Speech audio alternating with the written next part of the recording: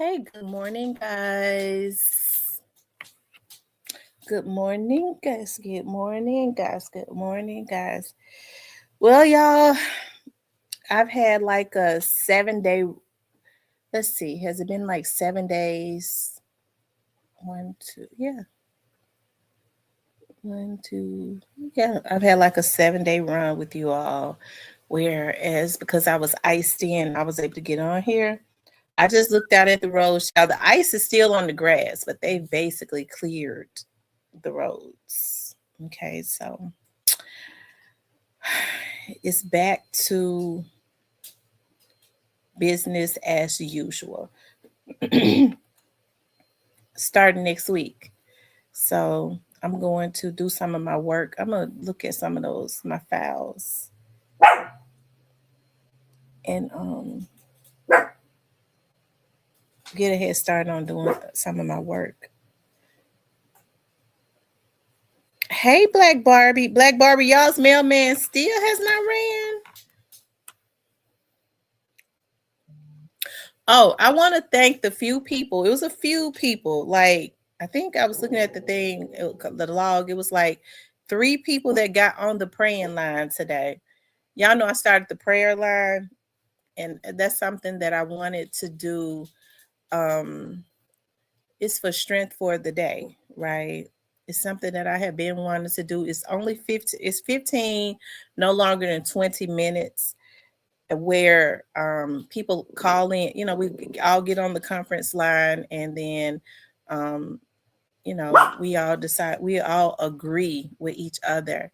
you know um, I ask if you have anything that you want to pray about, and um, nobody knows who you are, of course. And then sometimes if somebody else want to lead the prayer, they can. I led this morning. It's Central Time. It's 7 a.m. Central Time. And I do believe that where 2 or 3 agree, God will be in the midst. And after I got off, God gave me another scripture, and it's 7 days a week.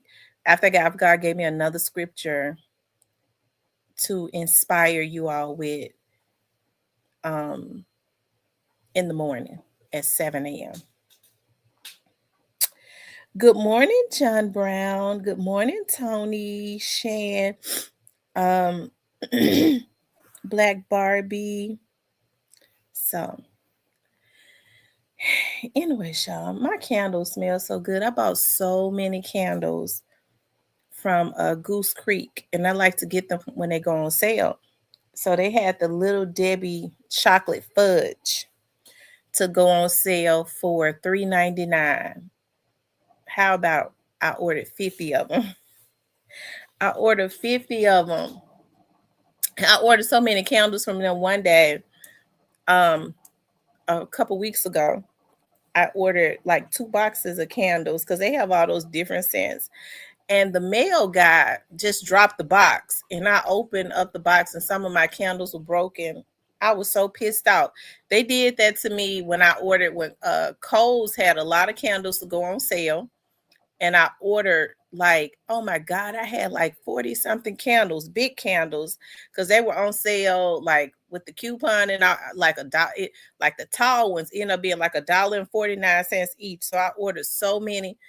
Though the box was broke, I guess the mail guy felt UPS guy felt guilty. He was like, if you have any issues, glass was all around my door. So he left his phone number.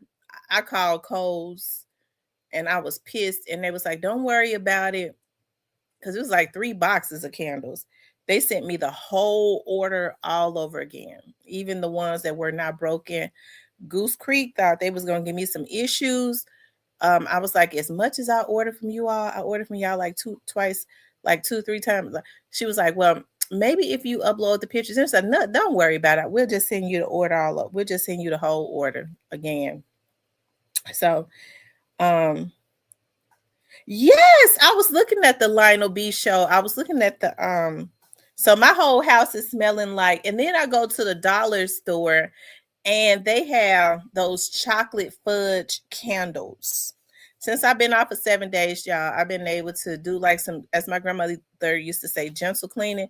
Because the last time my house people came in, because sometimes when I get overwhelmed, I have to have, but I have them come in once a month anyway. She sent some um girls, some new girls, and they were lazy. And then she wanted to argue with me. You don't charge me $250 and argue with me about the lazy ass girl she sent. So I told her I was not going to use her no more. I've sent her a lot of customers. So she thought about it. And then she was like, because I told her, I would not be using you again. Because sometimes I have them come in twice a month, definitely once a month, so they can, like clean my patio windows and all of that. Like when I want my windows and stuff clean, like my ceilings are tall, so the clean, the dust the ceilings and all of that. So anyways, she thought about that and she called me back and apologized. Like the next time, I'll make sure from now on I send the same girls that you've been having before, and I'll give you a discount the next time. I said okay, because those girls were so lazy. They took it one but a few dishes. They took the dishes and put them in the dishwasher and didn't even turn the dishwasher on. It pissed me off so bad.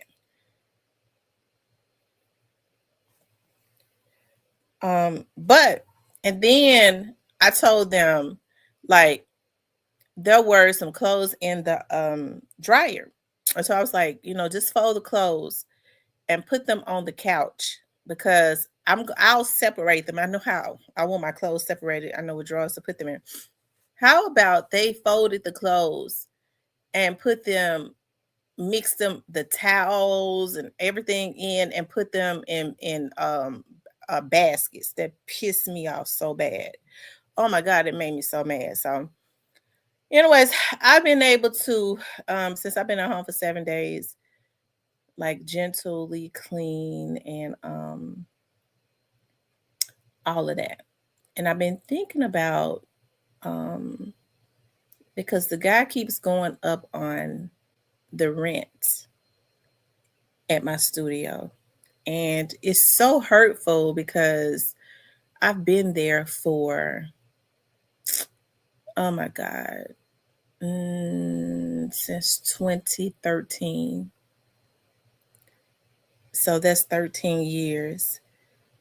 And you get he just keep going up and up and up and up. And in the heat winters, the summertime, the air is always out.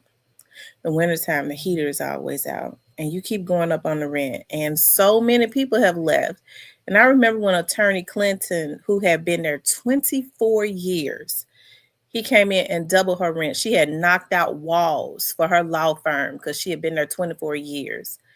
And even though she paid for it, because the manager that was there before her was like, listen, if you knock out the walls, you pay for it. Hey, I'll charge you this amount. He came in, started looking at her office, and he doubled her rent. He doubled her rent. And he's trying to get me to the point where mine is doubled. And so my mom was like, I've been told you to leave. And I was like, I've been here, for so long. I just, but so many people have left that was original. And the only two original people that's still there is me and the barbershop. And so I've been thinking about, moving, still in the same area, just to another location in the same area. And it really hurts me so bad, because I'm so used to being there. Even though I'm not even there all the time. I go over there to my office, when if my clients want to record. Here's the thing. Things are so virtual now. Like what I do is, like, I show my clients how to set up a green screen in their home. And then I could we do things virtually, or I'll go to their location because a lot of times they have certain locations where they want to be at, um, and record them and then edit it and then put it on. So I don't know, y'all. I'm having a hard time with making a decision on what to do. But if I don't, oh God, if I don't leave, he gonna keep going up. He has already gone up every single year. Every single year. And it ain't no little bit of money either. It's like $125 every single year since 2000. And it just went up again in January. What do you all think? What y'all think? I've been there for 13 years. What y'all think I should do?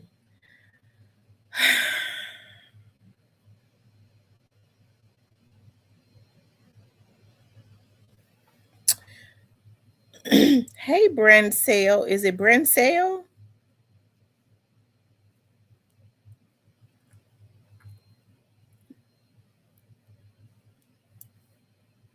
Um, yeah, that's exactly what it is, Black Barbie. Oh, Lord Jesus.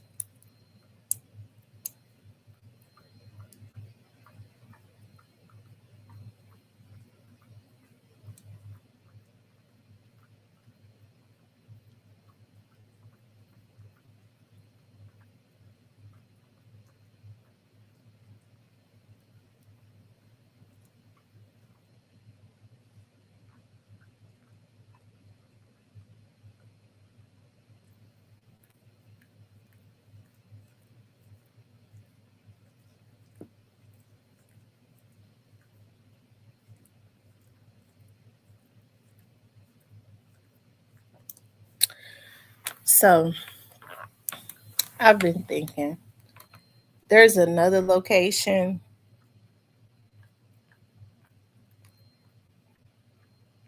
where I could go to, or there's an attorney who has a house in the area. She bought a house and she's been renting them out to other attorneys. Actually, the attorney that left. And then she was like,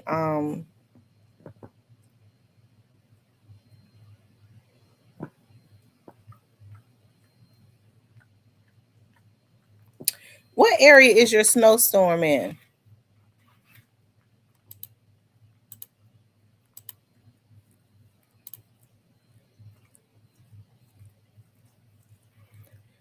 What area are you in?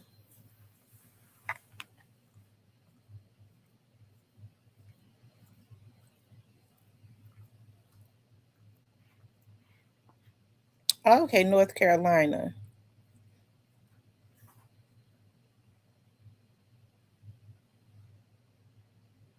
Hey, Tony Walker.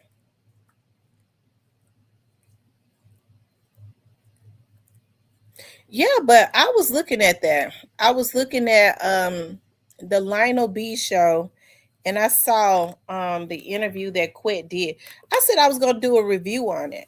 I'm gonna do a video and upload it. I'm gonna do a review on that. That was an interesting interview that he did. It was an interesting interview. Okay, you're in Charlotte. Okay. Yeah, it was definitely an interesting interview. So um yeah, it was an interesting interview. That's, that's what I got to say about it. It was interesting, and hey, um I had said too because I looked at it. I fell asleep. I was looking at a little bit of it last night. I looked at quite a bit of it, and then I fell off to sleep. And I see that Quet over there messing with Moochie Grape. Quet needs to leave Moochie Grape alone. Yeah, with his lemon head. He needs to leave him alone. He's too damn old to be messing with these kids like that. Quit. He ought to be ashamed of himself. And I mean, he gone crazy too. Talking about because Mooch Grape and them are in their 20s. Quit need to stop. He need to sit his old ass down somewhere. Surprise you. Listen, they said that we're supposed to get some more snow and ice next week. I think it's supposed to come Tuesday.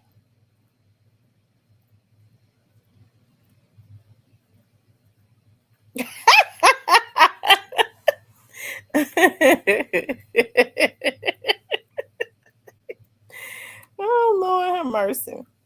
Quit need to quit meddling them kids and go on somewhere and sit down. Um, with them badass knees he got. He need to stop. I tell you. Um, yeah. I'll be so glad when the springtime come in. It don't make no sense. Like I just don't like the cold weather. I have to really, really, really, really force myself to be motivated. And I think it's like that with everybody because we just want to be in up under the cover, child. I don't want to go out. I don't want to go exercise, nothing. I just want to be in the house up under the covers, okay? Up under my man or something. So, I mean, but that's what, normal people do. And on here with y'all, I ain't gonna lie. Like, I like getting on here with you all because y'all really motivate me a lot of times. You don't even realize it. When you're able to get on here and have conversations with decent people, child. Um, yeah.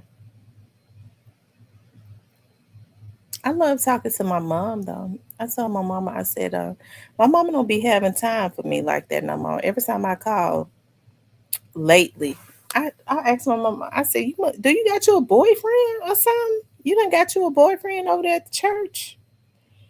Cause every time I call, she'll text me while I'm calling, call you back in a few. I'm on the other line. That's like every time I call. She got to be talking to her. She better not be talking to none of them deacons over there. My mother is very easygoing, so she really, I have to be careful about letting her date. Okay, because I don't want nobody to think that they can run no games on her. She's very mild and unassuming and she's just a beautiful person. She don't have no fight in her. And it's really weird. People talk about that all the time, like how feisty I am. It's like it's something that you and your mother are like totally different. But I got a lot of like my I think I got my good heart for my mom because I do have a really good heart. I probably got my charisma from my dad though. My dad had a charisma, but my dad was a fighter. My mom's mom was a stone cold fighter. Like she was hardcore. She was hardcore. You were not getting away with nothing.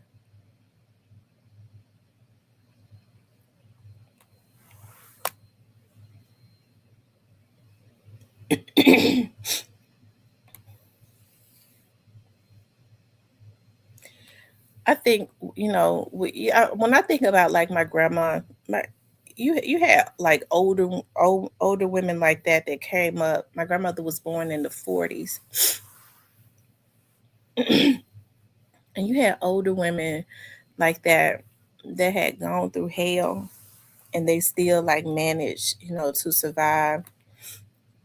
Now my grandmother was one that was not forgiving. If she didn't, she was not fake. She was so beautiful, but she was not fake at all. Like she was not masculine. She was very feminine, but she just was hardcore.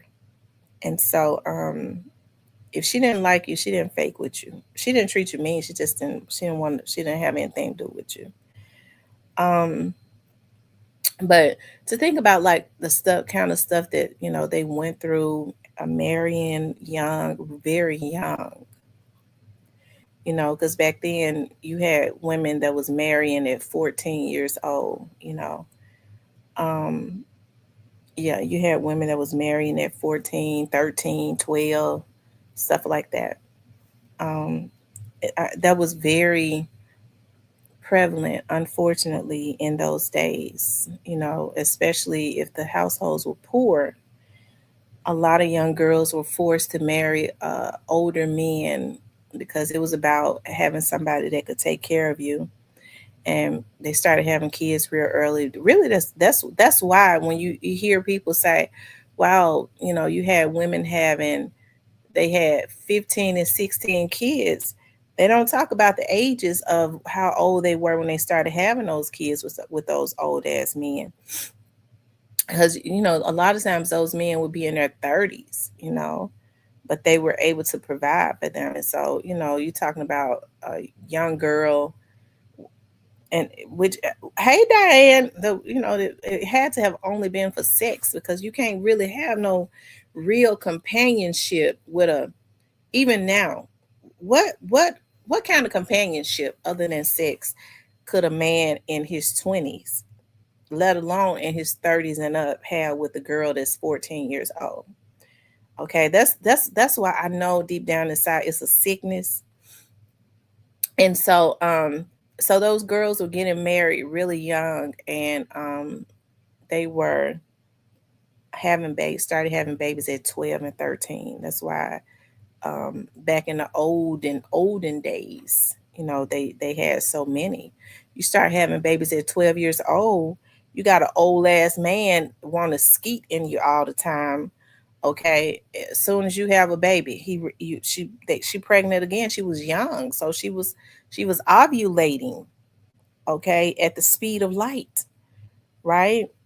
And that was probably around the time she had just started to ovulate. You know, when your her reproductive system really got started producing. Okay, so a lot of times that's why that happened. Not all the times, but a whole lot of those times, right? So it's so unfortunate, you know. That, you know, like I hear people say all the time, like, right, they didn't get to enjoy their youth at all, not at all. And so a lot of them were beat into submission because they were kids. You know, you old bastard, you old freak, you marry a child, and because you wifed her and putting all those babies in her, you saying that you beating her because she ain't acting like a woman. That's because she's not a woman. So that's why I say the black women have always been the most unprotected women, because even before that, you know, I like to look at documentaries and stuff, not to make me mad, but um, to I like knowledge. That's what I like. I know I be getting on here clowning and stuff, but I love knowledge because I don't want to have to repeat it, right? Um, and so looking at like a lot of times all the way up to the 60s, and it happens now too, you know. Um, Black women, especially when they were going through the struggle, and their husbands, you know, when they loved their husbands, and they saw how the white man was treating their husbands, and they prayed for their families, because history is repeating itself. You know, their sons subject to go to school and get killed by just a white group of white kids who decide they just want to kill a black person. So they really had to pray. So they was going to church day and night. They made sure they went to night service, especially around the civil rights time, when they were trying to, when everybody was coming together, right? And so black women, on their way home and stuff, especially if they were single or their husband were working, um, I mean, they was just being raped left and right. They don't want to talk about that, but that was happening, right? Um, you know, I think about like when you read some of those books of those slaves who spoken their own words about how master such and such, um, you know, would have their way, come. They would basically say, master, I'll just give them the master brothers came for me. Master brothers came for my mama, and we just wait. My dad would just wait, until Master Brothers was finished with her, which means when they say Master Brothers or Master whoever came forward. That's why listening to those stories are very important, because then these girls would understand why it's just being a whore. It's just not it, right? Because unfortunately, mentally they messed up the black man's mind. We had to sit in a rocking chair and wait for Master Brothers or whoever to finish with his wife or child, and there was nothing that he could do. That's the reasons why it's sad when I have to get on here as a black woman and I'm lied on, you know, um, just for fun. It's just lies for fun. And I'm forced to go get a lawyer because I am a brand. And I am a woman and a mother. I fuck whoever I want to fuck. I be with whoever I want to be with, but you're not going to lie on me. Okay, so it's wrong when people are just lying about it. Yeah, it was this. She mad at me because of this. You was a lie. You lying on me. And so it's sad when I'm forced to teach a lesson, to have to do what I do, and it happens with black men. And it's so sad because all black women have been underprotected. And then you have other black women that stand behind that lying ass movement because of their hurt and pain. Okay?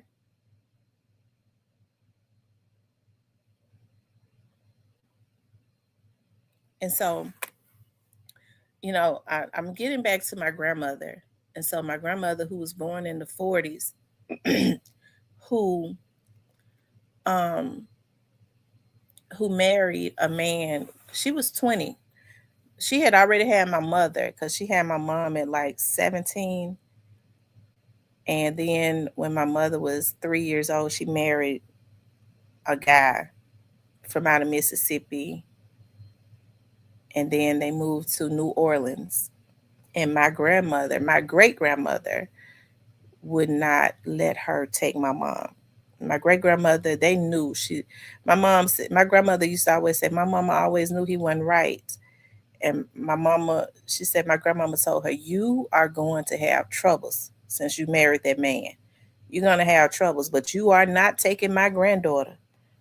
And so my grandma always talk up because my great grandmother didn't die until 1992. So I remember her very well. Okay, I was a teenager, and I remember she always had a switch in her hand. She did not play. She always had a switch in her hand. So anyways, even what my mama said, even when she had me and my mother was still going to school, high school, which was Fairly, my great grandmother used to my great grandmother used to keep me and one of my cousins. And my mom said every day she got home from school, we would be sitting in the floor on a blanket, and I would be so happy to see her because my great grandmother had a switch in her hand, and she said we would be scared to move. So but my grandmother, when she moved to New Orleans with her husband, her first husband, my grandmother she was real strong. She didn't talk a whole lot about it. I think she didn't want to relive those memories. But she said as soon as he got her away from her family, because his mother and stuff was down in New Orleans, she said they moved to somewhere in New Orleans. Um, and his mom and them dealt in a lot of, his mother did spells and stuff, you know, because my mom said when she would go and visit her, it would traumatize her. And so I think it traumatized my grandmother because she said as soon as she was 20 years old, he was like 33 years old.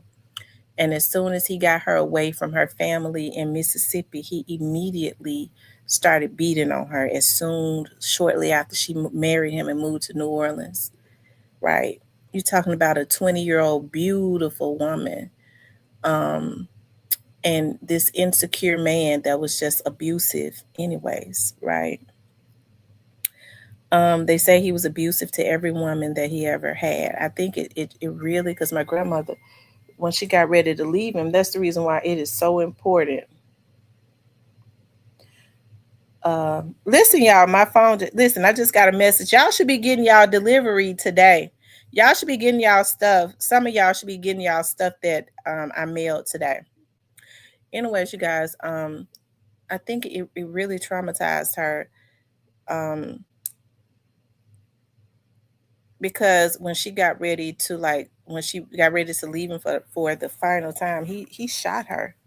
He did. He shot her, and but she didn't die, right? So that's why. And my grandmother did not talk a lot about that. She didn't talk a lot about it.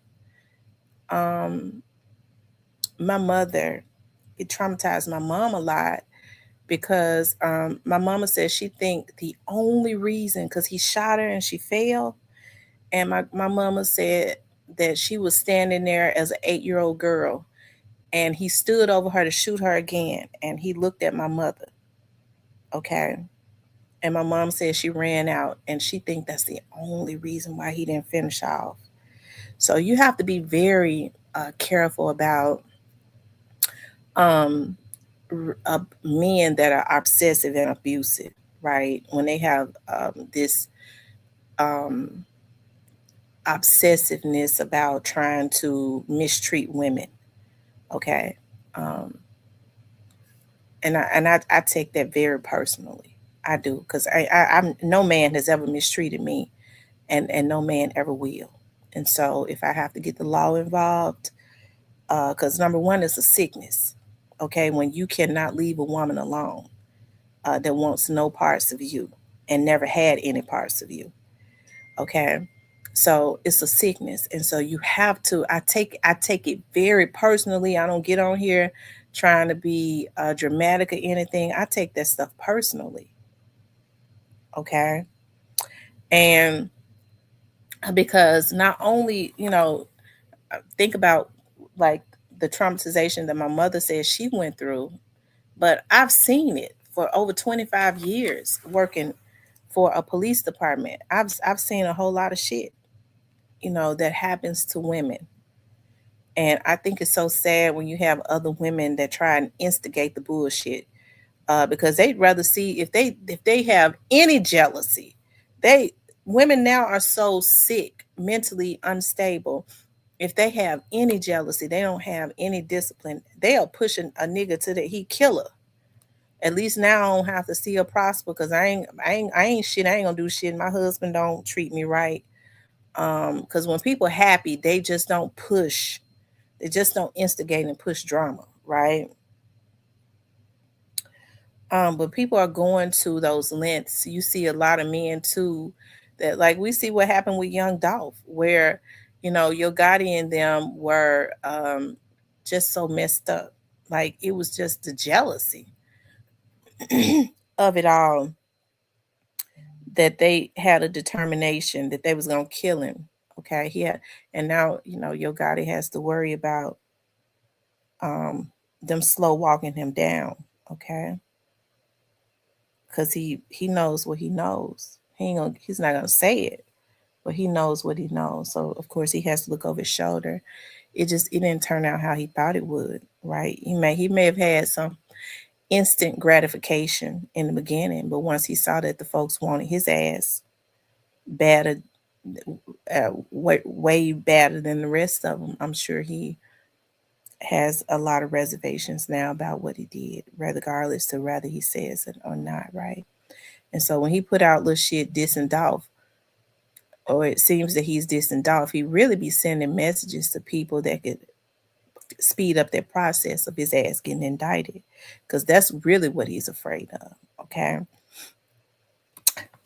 He has to try to keep them in line with the crumbs. Okay. But yeah, I know I be talking about everything, right? I be from one thing to the next, right? Um, but going back to like my grandmother and them, yeah, God really saved my grandmother from an abusive relationship. And after that first marriage, being 20 years old, I think she stayed with that man for like 6 years or something. Mm-hmm. For like 5 years, something like that. One day I was taking my grandmother to the doctor. Um,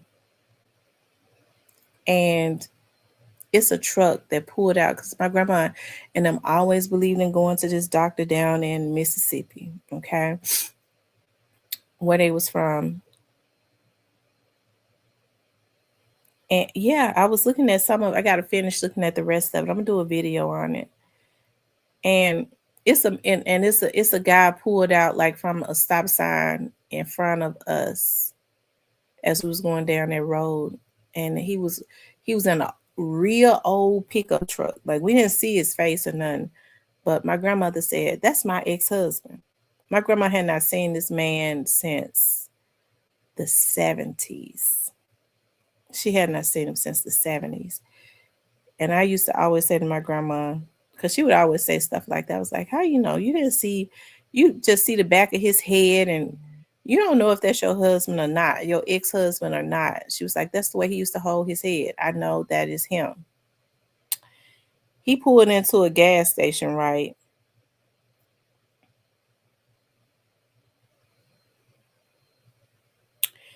He pulled into a gas station, and I was like, and by the time we pulled up, I was like, Mama, I'm gonna go in there and ask this man what his name is. She's like, okay. So I went in there. I asked him what was his name, and he said it was him. Sure enough, it was him. I was like, I told him who I was, and I was like, she's out in the car. That man looked at me with so much shock. He had not seen my grandma since the 70s, and this was like the early 2000s. And then when he got out his truck and he saw her sitting in the car, he could not he pulled up and talked to her. He could not look up at her. He just kept looking down. He could not look her in the eyes at all. But I guess he got the opportunity to see, my grandmother had remarried, had a wonderful husband. That was just fantastic, that did not play.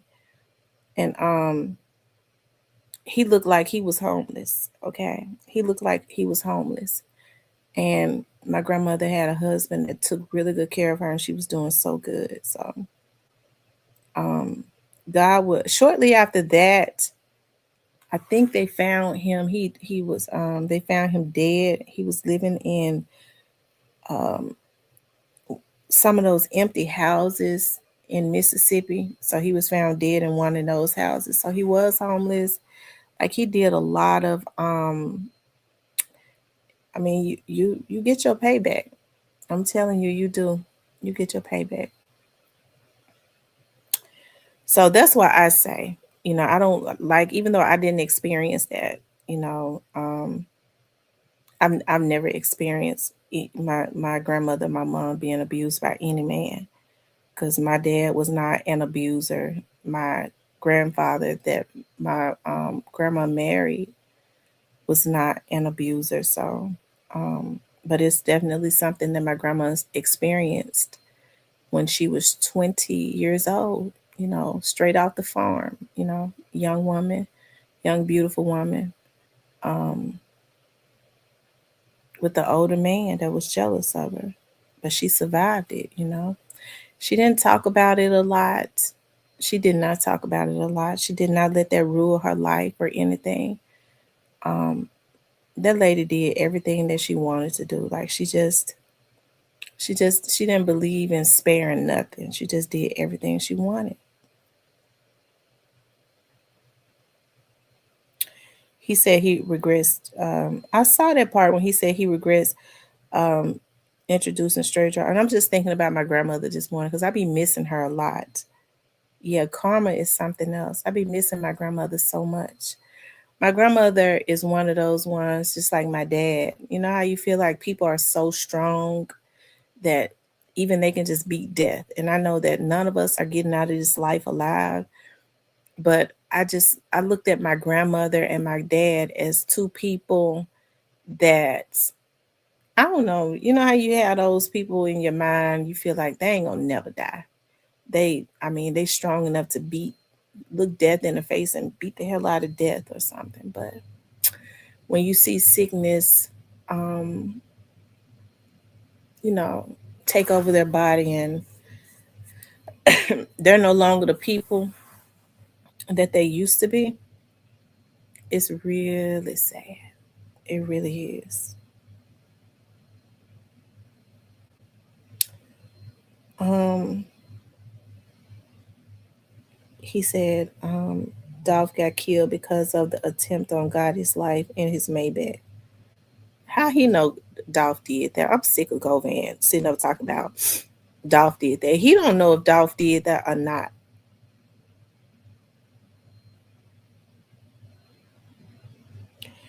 Oof, he get on my nerve with that. He always put that at young Dolph feet. How he know that Dolph was the one that did that? How do he know? And I'm gonna tell you another thing he doing that's gonna come back to bite him in his ass if he ain't careful. Well, I'm gonna talk about that in the video. I don't like no damn silly ass men when they old. Okay, I have to get them told. Um.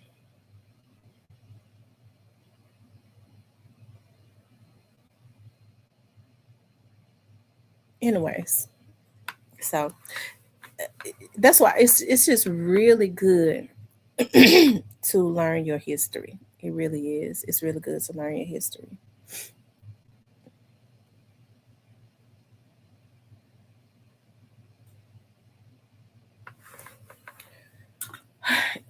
They have people where they go. They have so many black people. It's something to me when I you know when I see black people talk about I don't want to know nothing about my history. That's old. You know, everything is different now. Everybody learns about their history, but they tell black people.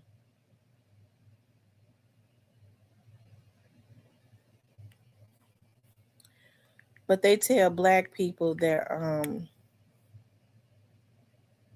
they shouldn't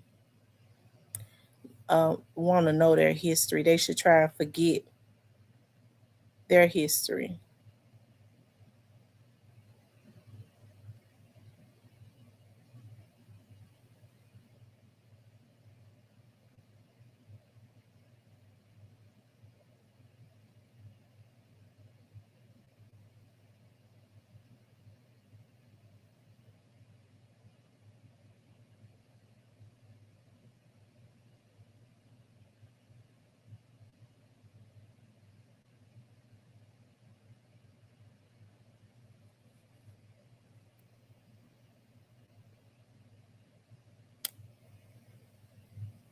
Hold on, you all.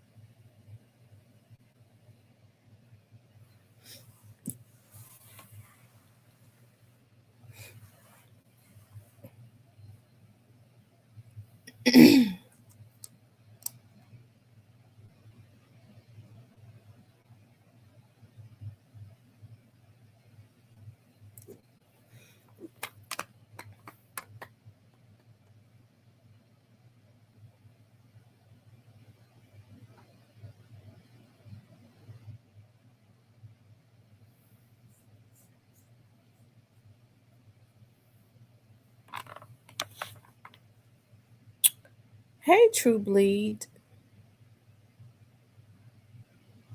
Well, one thing for sure, everybody gets their karma. One thing for sure, every dog. My grandmother used to say, I remember her saying ever since I was a little girl, she used to say, every dog got a day and a hound dog got two. So some of these people got 2 days that they ain't gonna be able to handle. Um,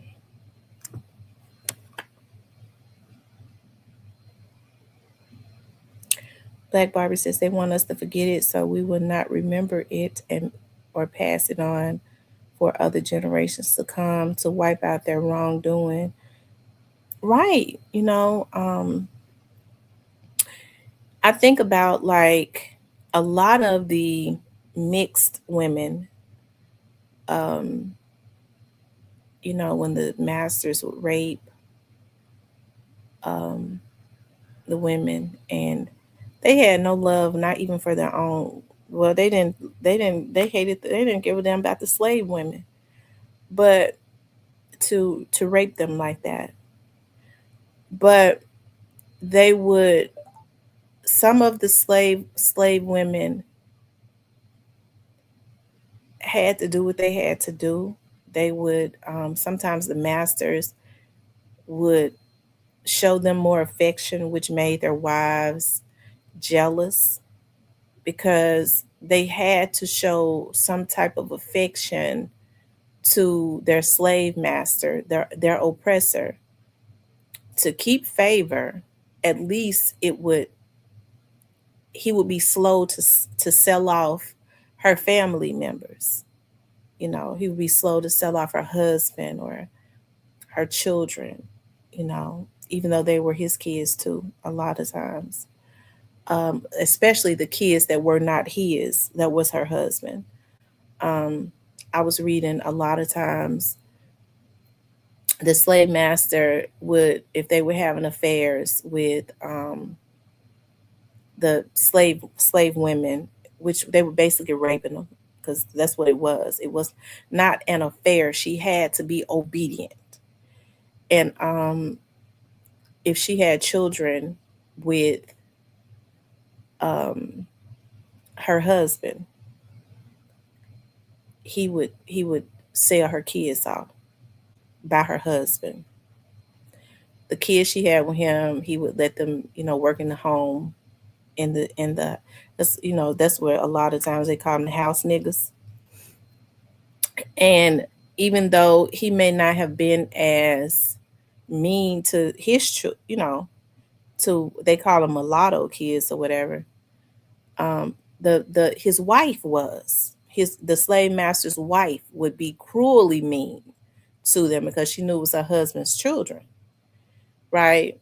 So, and also you see a lot of like um light complected people in New Orleans. A lot of times with the slave masters, they were so cruel. They're the mixed or the I hate to call them mulatto because you hear people call dogs like mutts and mulattoes sometimes, so I don't really like to call them that. um but I guess the mixed women were sold off to New Orleans to brothels if they could pass. And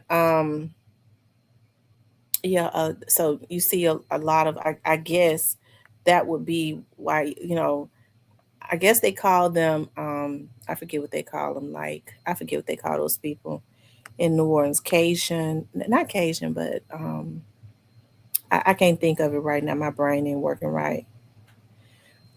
Um, and I was listening to Dick Gregory one day, and I think he said down in St. Louis, it was either in St. Louis or in New Orleans, the word hunky was originated when they would put the women that could pass in brothels and make them prostitute. Um, and when the men would pull up, the white men would pull up and honk their horns. That's why they call them hunkies. Honk, honk. That was for the slave women to come out because their slave masters prostituted them also. So it's just really good. Like that's why I ain't with this. You know, they try to say us older women in our 40s we're jealous of like um the Aries and the Carishas and all of them. That's so not true. I have daughters that's in my 20s. I would never want to go back and be in my 20s, and I try and guide my babies, you know, because I know how hard it is when you're grown and you're in your 20s and you're learning life and all of that. Okay. And I had two babies in my 20s. So um to me it's so sad when you hear somebody like a Ari say that it's okay for somebody to shit on you for some money. You hear girls talking about selling they rather sell the most their vagina, which is it's like the gate to like your soul, right? And have all types of different spirits and fluids up in them. Okay. Um, they'd rather do that than to work, um, than to build something, be a Proverbs 31 woman. Rather they believe in whatever God they believe in. Hey, it's just the idea of what a Proverbs 31 woman would stand for. Okay. Um, building something. You don't have to be a whore to to be able to build something. You could just be a hustler. Just as my dad used to say, outwork everybody. Okay. If you want to build something, okay, you want to be successful, outwork everybody. Okay. Um, and I think that's one of the reasons. That's why I work so hard. Like I work real hard. Okay, because I will never, ever, ever. And I mean, I've been in positions where I've always been around men with power and money. Okay, and I saw how a lot of them treated those women. Okay, um, and I was never gonna allow anybody to mistreat me. And it's so sad. You know, we see a lot of women with these wealthy husbands, and people look at, especially like the women that marry these athletes and stuff. Women that are married to doctors and lawyers, okay, they may have wealthy husbands, but emotionally, they are oftentimes totally messed up, and people stay for the look or whatever, right? Instead of building something for yourself so that if it don't work out, you can open that front door and let them either walk out, push them on out, or you can walk out and go and restart your own life, right? Um, but people don't want to talk about that. They definitely have that's why you see all the people that's got the money, they have really, it's like a modern day um whorism or something, they cannot get contracts unless they're doing like what Red, Sexy Red, and Sukiana and all them doing. Sukiana, they use her to promote eating booty whole. Okay, they use her to promote that, um, and she do it. Okay, they all up in London talking about we looking for a man so we could eat his ass.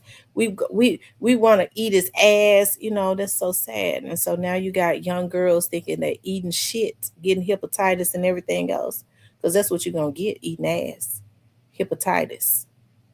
Okay, um, is cool, right? They think it's cool, and so they use these women and present them as whores. If you want this money, and back in the slavery days, those women, at least those women were in survival mode. They didn't know no better. They didn't know nothing else other than they had to obey their master, They didn't want their families and stuff sold off. These folks is doing it for some fame because they ain't really even getting no money. Because the money they get when they get through raping them financially, they could have went and got a damn job. They could have went and got their damn hair licenses, kept their integrity and their dignity, and got them a hair licenses and saved and got them a damn beauty shop and bossed up. Okay, but that's what is going on. And so it's so sad that a lot of our community don't have any respect. Okay. Because if you remember the Harriet Tubmans, you remember the Cornelia Crenshaws, you remember the Sojourner Truths, you remember I was looking at the Ida Mae Wells, all of these people. If you remember them, then you would go, listen, I'm here to be off the backs of that. Okay, so I ain't you ain't get ready to promote me. Give me no money to promote eating the ass is cool. Selling your precious gems is your precious vajayjay is cool. Okay, and so then what their comeback is, well, it's better to get some money off of it than to give it away for free. Don't do nothing. Don't give it away for free and don't sell it.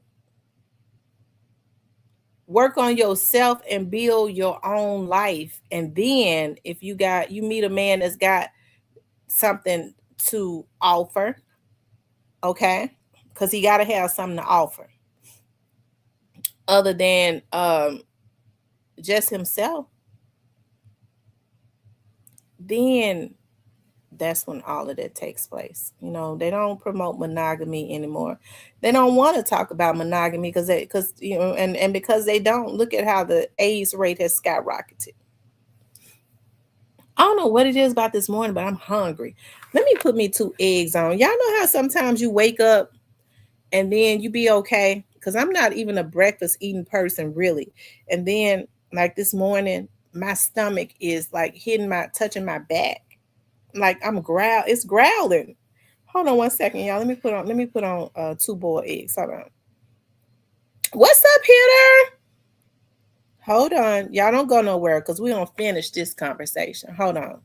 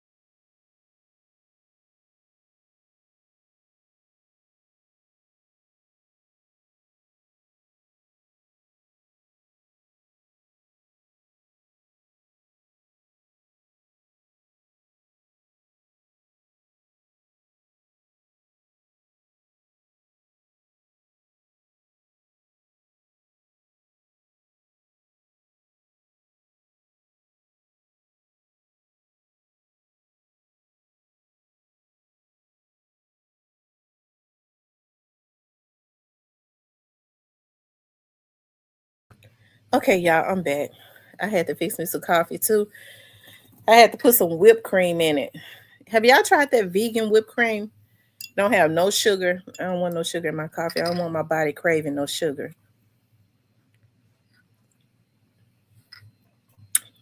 It's good.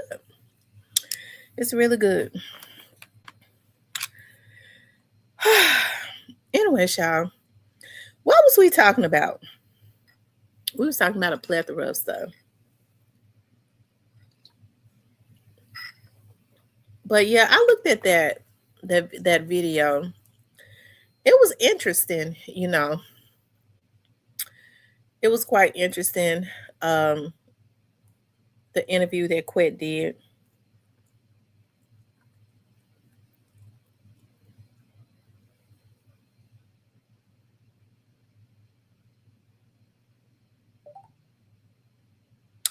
I'm not mad at Quet. I just think that I don't know. I'm gonna talk about it in a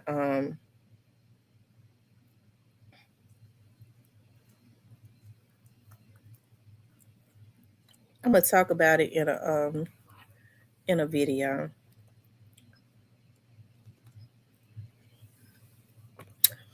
But I don't know why he messing with Moochie Grape. All of a sudden he just started messing with Moochie Grape out of nowhere. Because I think he said that Moochie Grape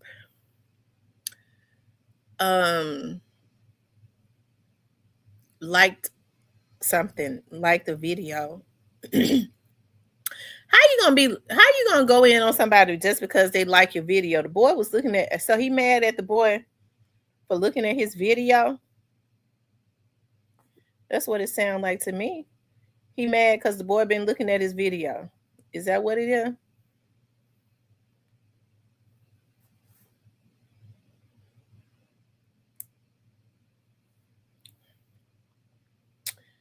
It's about time for me to go get my nails done. I'll go get them done next week. Justice for Dog told me get the royal blue.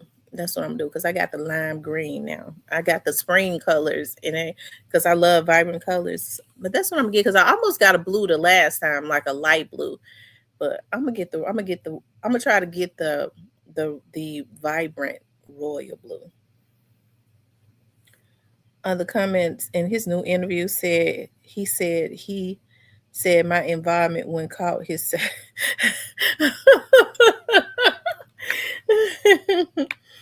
mm,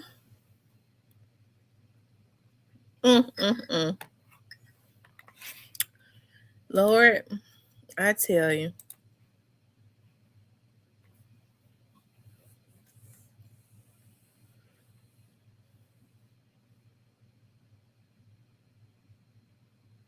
He need to catch himself. We already know he was involved. I tell you.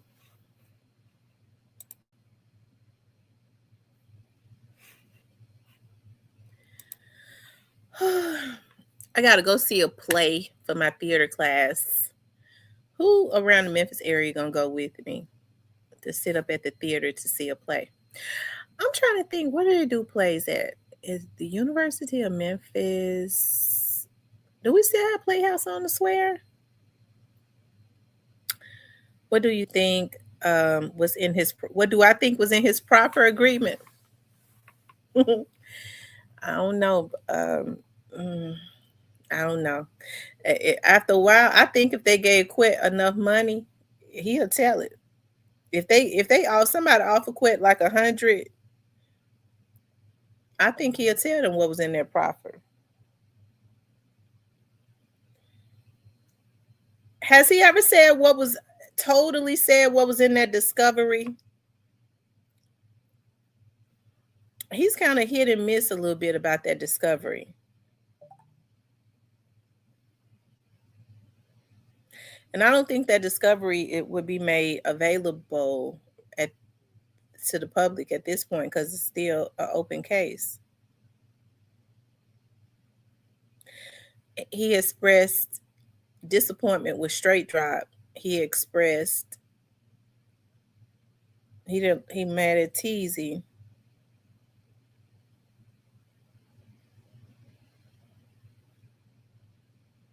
Well, he knows that there's no need in trying to protect them.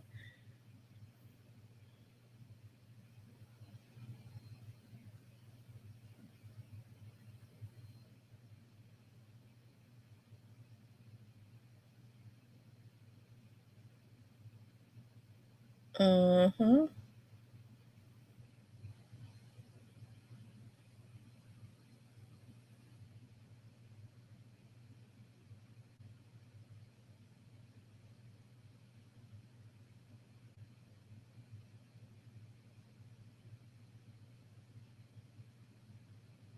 I tell you.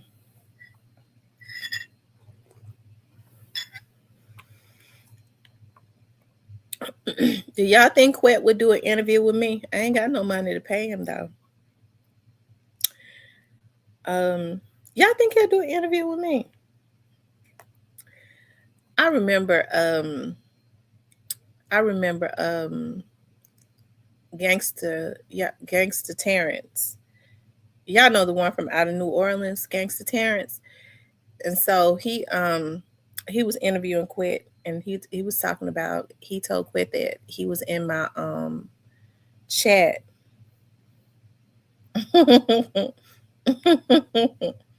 He told Quet he was in my chat, and he was like, and she wasn't disrespectful. I saw Quet eyes, his eyes squinched up. He started grinding in his jaws. He knew Terrence was talking about me, so he called himself don't like me. I don't care either. He started grinding at his jaws, like his temple was moving, his eyes squinched up, as if to say in his mind, if I could see her, I'll shoot her.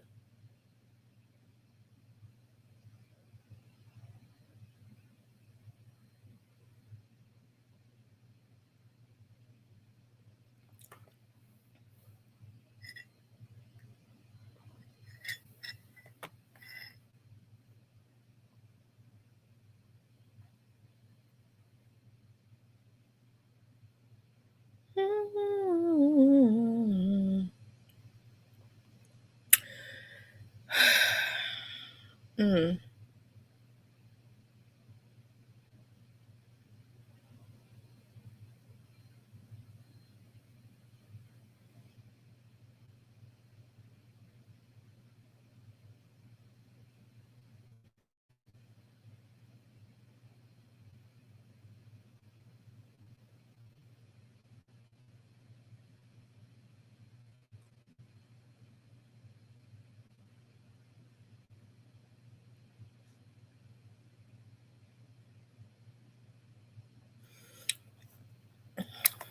Anyways, y'all, I wouldn't do no interview with him because uh he um he gonna have to answer he gonna have to answer the questions. He would have to he would I wouldn't let him dance around answering no questions. Nobody can tell me what I can and can't ask them.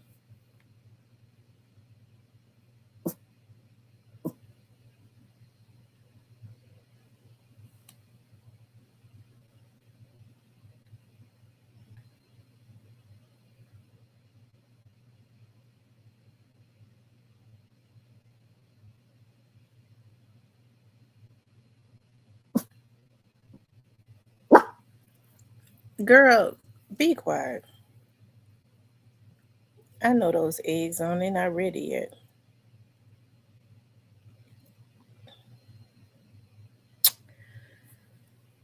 I haven't played Uno cards in so long. I would love to play. I'm with my kids. I think there's trouble. That used to be me and Vanessa.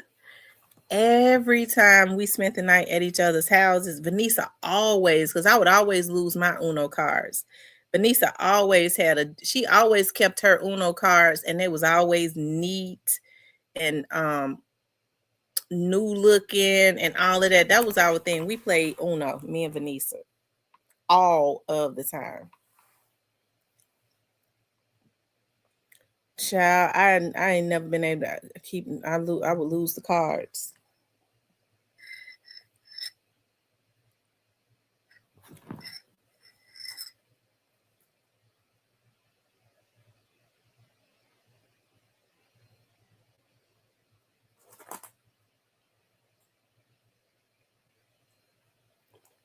He said for $10, he would try to do an interview with me for $10. I think he charged. I think he charged like what? I think they say he tried to charge like $1,200. Or $1,500. That's almost as much as my rent. I'll pass.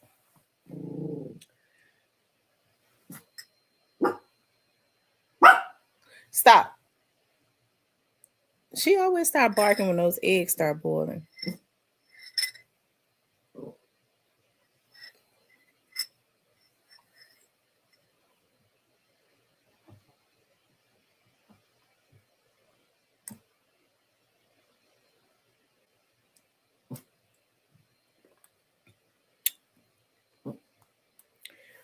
I'm just kidding. I wouldn't want to interview quit. That's number one, because I don't think it would be right, a good idea for me to interview him. I'm gonna tell you why it wouldn't be, because stop. I mean, I wouldn't attack him because I don't believe in attacking people in interviews, but I would definitely have questions for him that he would probably stop, get off and start thinking and be mad about, like, she asked me that. It would probably make him uncomfortable during the interview. He probably wouldn't finish the interview because I would, have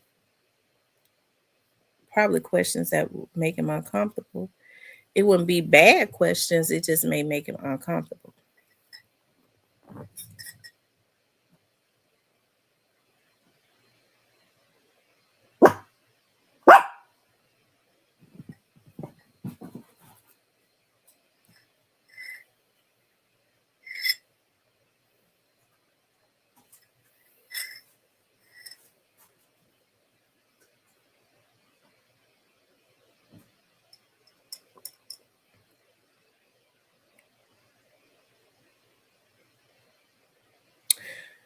Y'all, whenever I got boiled eggs on and they start getting hot, y'all know they start making that boiling sound. Sometimes they might click.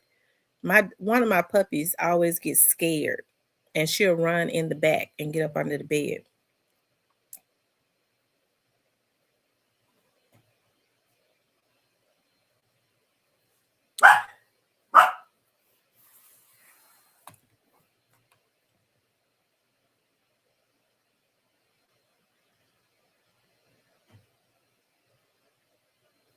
Y'all make sure y'all hit the like button. We just talking this morning.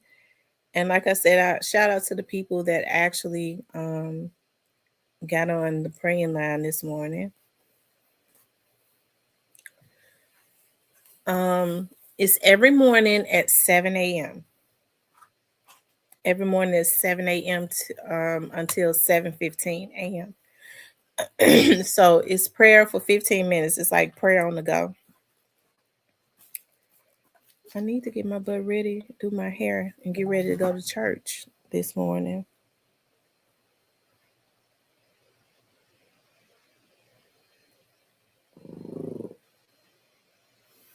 That's what I need to do.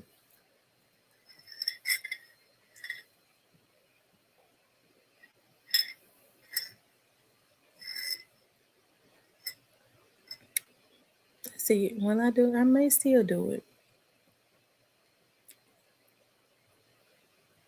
I'm gonna tell y'all something. In these trying times, we really need God, or people need to tap into their faith of whatever it is that they believe in. Because we just cannot do it without God. Like, I think the reason you see more people now that don't have no type of conviction. Hey, don't have no type of conviction, because they're not bound by anything. Like you hear people say now, well, I'm God.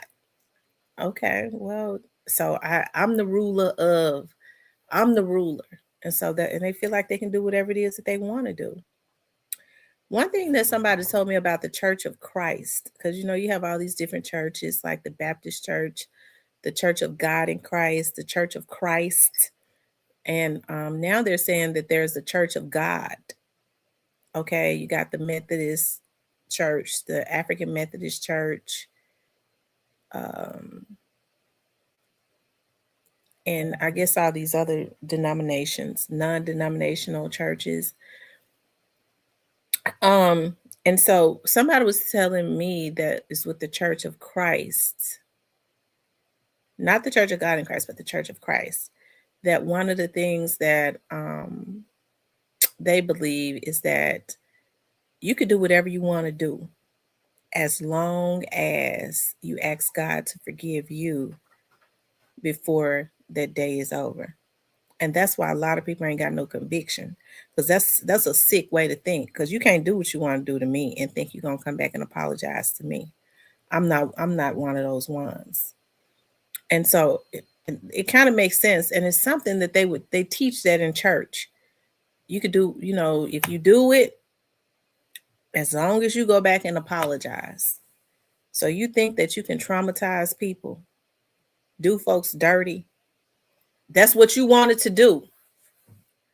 And so now, okay, now that I got that off my chest, feel better. I got that off. I guess I'll go back and apologize. The devil is a lie. Okay, and it may work for some people, because you hear some people say all they want is an apology. And that works for some people. Okay, because I've heard folks say that apology sure would have made a difference. I just want an apology. I'm not there yet. If you do something to me, I don't need your apology. Fuck you. Lord, forgive me. I know we was praying today, and see, I'm one of those ones that's the reason why we on that prayer line. We all the same. Okay, we help each other. We're gonna help each other. We're gonna get through this. We got to pray. But I don't wait on apologies from people. I don't. I just don't wait on them. If they come back and say, I'm sorry. I mean, and in everything there is good timing too, because I'll take, for instance, like one of my daughter's dads, the youngest one. Okay. Everything he did at me. He did it at me. Okay. And what he ended up doing was hurting himself, because he was a good father to his kids, but he knew what I had gone through with my oldest daughter's father, because he was around. I was with him at the time, and I really wanted for him to have a relationship with his child, regardless of us not working out. And so he did a lot of stuff at me. And one of the things that he did was he hurt himself trying to hurt me, because he felt like not having the relationship he should have had with his daughter, even though he had them with his other children, would hurt me. So since she's been grown, or even before she got grown, she was like a 18, even before then, a teenager, he started apologizing. And so she's just like 23, 24 years old now. And he said to me, I remember when she graduated, she was 17 when she graduated. And he called me and he was like, Tamara, I was trying to catch you before you left the school, but I wanted to let you know, you did a really good job with her, and she's so polite, and she is. He said she's so mannerable and responsible, and I just want you to know you did a real good job with her. I really appreciate that. I said, okay, because at that time I still wasn't rocking with him, because it take me years to forgive. Okay, and I'm working on that. And so now, though, it's years after that, because she's 24. I think my baby get ready to turn 25. Oh my God. Oh my God, my baby get ready to turn 25. Oh my God, y'all. And I had a conversation with him. And I really can have a conversation with him. His mother passed away, unfortunately, like 2 months ago. And I know him and his mama were real close. They were very close. I hate that for him so bad. But his mother, she was in her 80s and stuff. And I really hate that. So I told my baby to make sure, she spent time with her dad. And he was taking care of his mother. And after the funeral, I told my daughter, I said, it may be a good thing for you and your other siblings to spend the night with your dad for, a couple days, to just kind of gather around him.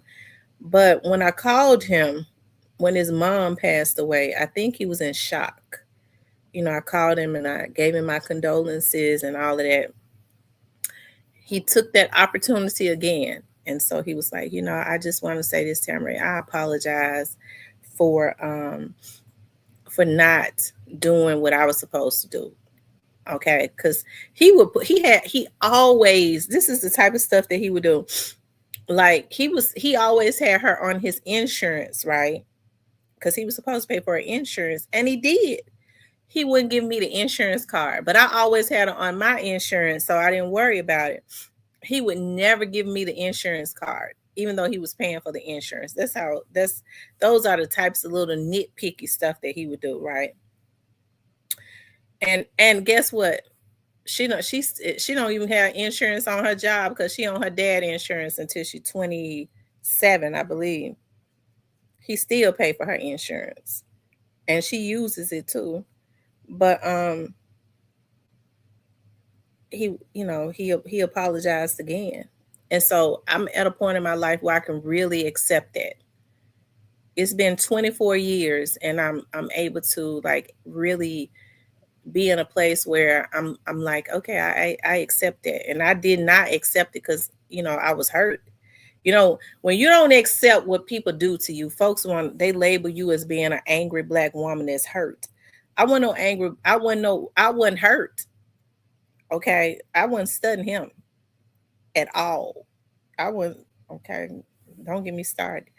But no, I've just always been one of those ones. You can't do me how you want to do me, and then think that you can apologize to me because I don't fuck with you. Period.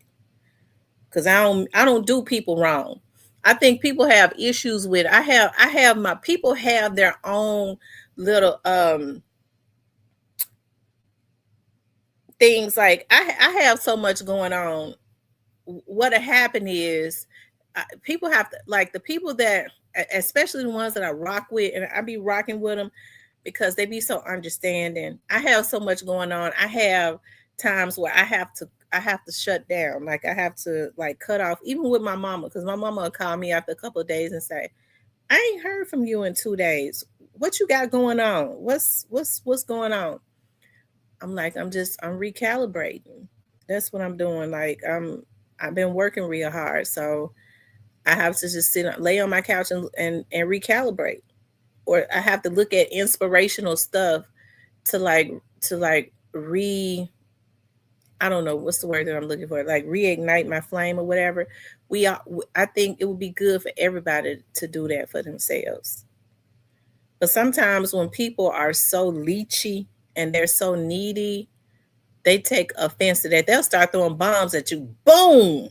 You going through some shit yourself. Boom. You cut. She acting funny. Then they'll start trying to dig ditches and graves for you. Like, what the hell are you talking about? I got some shit going on myself. Like mentally, we all have stuff going on. We trying to survive. And so it's good to have, friends that'll call you and say, you all right? Especially when they know what you have going on. I always tell all, like, the people that is closest to me, y'all need to check on me because I have it bad in the wintertime. I'm serious. Like, we all go through that seasonal type depression. This year, it has been better than it has ever been. But even in December, it hit me like, bam, like, oh my God, like my grandmother, this is her season. I'm getting ready to go into another year without my dad. that always hits me too in December. Like, I'm getting ready to go into another year without my father. And then right after I get past that, I have to deal with, these are the months that he really fell sick. And then next month is the month he died. So I have to deal with that stuff, you know? And that's the month my grandmother died too. They both died in the month of one died in the month of February and one died in the month of March too. He started to get really, really sick around January and February and he was a fighter, were the months that they were saying. In January, the doctors was constantly saying he ain't gonna make it. You know, we'd be surprised if he make it through the week. He made it all the way to March. So that's how you know God is always in charge. February is the month that my grandmother died, and then we buried her on my daughter's birthday. So anyways, you know, we all deal with stuff, you know, and we sometimes like we retreat to because life has to go on. You know, life goes on regardless to what we have going on. Life still goes on, so we have to try to pick up the pieces and move along with it while we're carrying all of that on our back. And so a lot of times, you know, you have people. That's why I think some of the harshest black-hearted people who ain't never had no love. I've heard and seen people on here, like when I talk about this, because I know everybody go through stuff regardless to rather they want to, you know, talk about it or not. I try to be motivational because sometimes people can look at you from a standpoint of like you're perfect, because I don't really share shit. Okay. I was real because I was like, I ain't gonna share nothing. And then people started trying to pry into my life. I'm and they ain't see shit because I don't have nothing going on. And I was like, but you know, if I'm gonna have a platform, it's good to let people know, like, we all go through the same stuff. But you got to be a black-hearted person to be sitting up laughing about a woman sitting up saying, hey, I lost my father, even though, you know, this is the third year. I have a hard time with that around that time. Like, I go into a depression. And then, you know, my grandmother, who was just like my mom, even though she's been gone for like 11 years, I still have a hard time when it comes to around that time that she died, because it takes me back to how I felt, you know, when those two people who were key people in my life lost it. And to see people sitting up laughing about it, you could tell folks that one loved. You could tell people that ain't never had no love. Because it ain't no way in the world that I could ever laugh at somebody saying, I have a hard time. Oh, she crazy. No, bitch, you crazy. Okay, don't get me started. Okay, it's something wrong with you. Because I was loved. I am loved. I came from you know, my dad doted and loved on me all the time. And you know, my grandmother really doted on me. I was her only grandchild for 10 years. So, I mean, they just did, you know, and so those are people in my life, not to mention other family members. I've had cousins and stuff and uncles and aunties that have passed on that I was really, really close to. And so we have to deal with that too. So oftentimes when you start thinking about that, especially those with constant figures in your life. I talked to my dad 3 times a day. We were business partners. Like everything as far as business that I have, my dad started it for me. You know, so we started all this together. And that's one of the reasons why, even though I know it's time for me to move out of my office, it's real hard for me to move out of that office because my dad still has his desk in there. I got a table, his table that he brought up in there, all of his agendas. When he would get ready to do his radio show or his TV show, he would always write an agenda. I got the agendas from 2014 all the way up until the year before he passed away. And that's when he stopped coming over there because he had started getting really sick because he was getting this, they started having to amputate his toes. They started with his toes, and then they had to take off half of his foot, and then they had to take off half of the other foot. It was not good at all. And but he was so determined. Like he meant that he was going to educate the people and fight for the people. And so when I look at his agendas from 2014 all the way up until he passed away 3 years ago, I go, dog, my dad was so before his time. A lot of the stuff that he would write down before he got on TV, a lot of that shit he was saying was going to happen, it's happening now. He knew it was going to happen. And it's so sad because my dad used to always say, as Black people, we are degressing. We ain't progressing. And he would say, mark my word, these Negroes going to end up doing this. They're going to take the bait. They're going to do this, and that. And I promise to God, look at what's going on now with these politicians. It was happening and stuff all the time. But it's real bad now. And so I take a lot of joy in looking at his table, looking at his desk, and looking at a lot of the stuff that, he would talk about. And then, sometimes when I don't go over there as much. I really don't even go over there as much unless I got business over there. But sometimes I promise to God, like when I,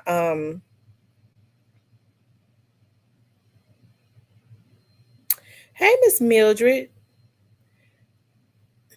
Sometimes when I hear keys jingling in the hall, my mind tells me that's my dad. Get ready to walk into the office. I always look back.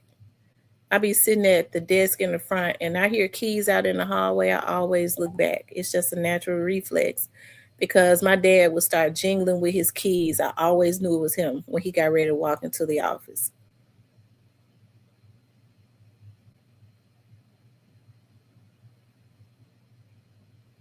So I kind of stay away from over there as much. But it's just time to move because you done gone up on the rent every year. Let's see.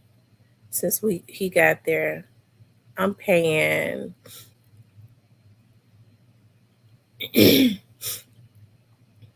what, almost $500 more, and he ain't finished. So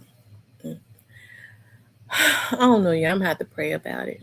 I'm gonna have to pray about it because I'm like, my emotional ties got me there.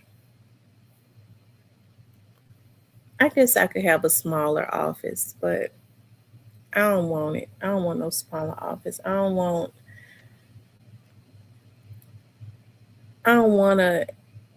If he kept because like he just went up on the rent again, and so everybody is saying, if you stay, he gonna keep going up on the rent. So they're leaving. The main people that have been there for years and years have left. The only ones that have been there for more than 10 years is me and one other person. Everybody else that was even there before us have left.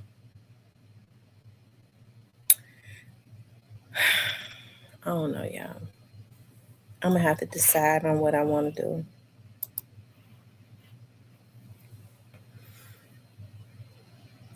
Because that office reminds me so much of my dad.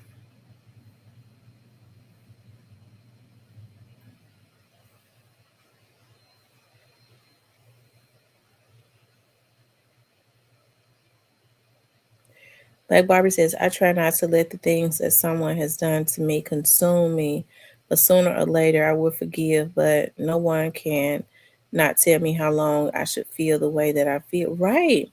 I don't, you know what? I don't like it when people tell other folks they need to get over something. It ain't cool to do that because it might be minute to us, but you don't really know how that person felt about that person. That's why people need to be real careful. The people that I have really like the most or love the most, when they've hurt me, it has been harder. It took me longer to forgive them because, like, dog, I trusted you and you betrayed me. You know, I trusted you and you betrayed me. So that's why when folks say that ain't really nothing, you should get over that. No, to somebody else, I go, no, but you don't really know how that person felt about that person. So of course the disappointment runs deeper the more that they care about you. You know what I mean? So um yeah, you can't tell somebody how long it should take them to get over, like, whatever the disappointments is with somebody, you know. And then a lot of times people think that it's easy. They do stuff to folks and then they'll say, "You never cared about me. Look at how easy it was for you to cut me out." I don't like people like that. You'll leave a person standing with their heart hanging out, and you got the nerve to um be mad because they decide that it ain't no way in the world that I'll ever let you back in, right? So, um, yeah, I, I think people, sometimes people don't know how to healthily deal with stuff because the first thing they'll do is they'll start trying when people are hurt, they start trying to get revenge on people, right? Um, that ain't cool neither. Right? They'll start out trying to get revenge, and then when they are impulsive people, once they draw blood, and then they feel okay, then the other person gets started up. That's what happened with me and dude. Like, I wasn't trying to get no revenge on the guy, but he drew blood first. I wasn't saying nothing about it. So it makes me, I guess those who don't know, but y'all know, those who don't know that I wasn't doing nothing to that guy. He drew blood first. And you can't tell me how many bombs to throw at your ass now that I got time. Okay? I ain't had time before, I got time now. So you can't tell me how many bombs to throw at you. Okay? When you started it.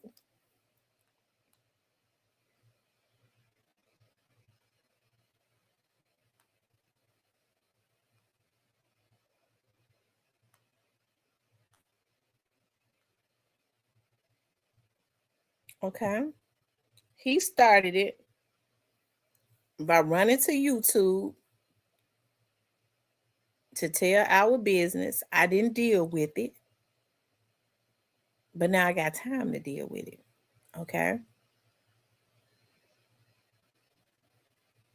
And it ain't because I'm bitter. It's because he shouldn't have did that. Cause I don't want him. Okay.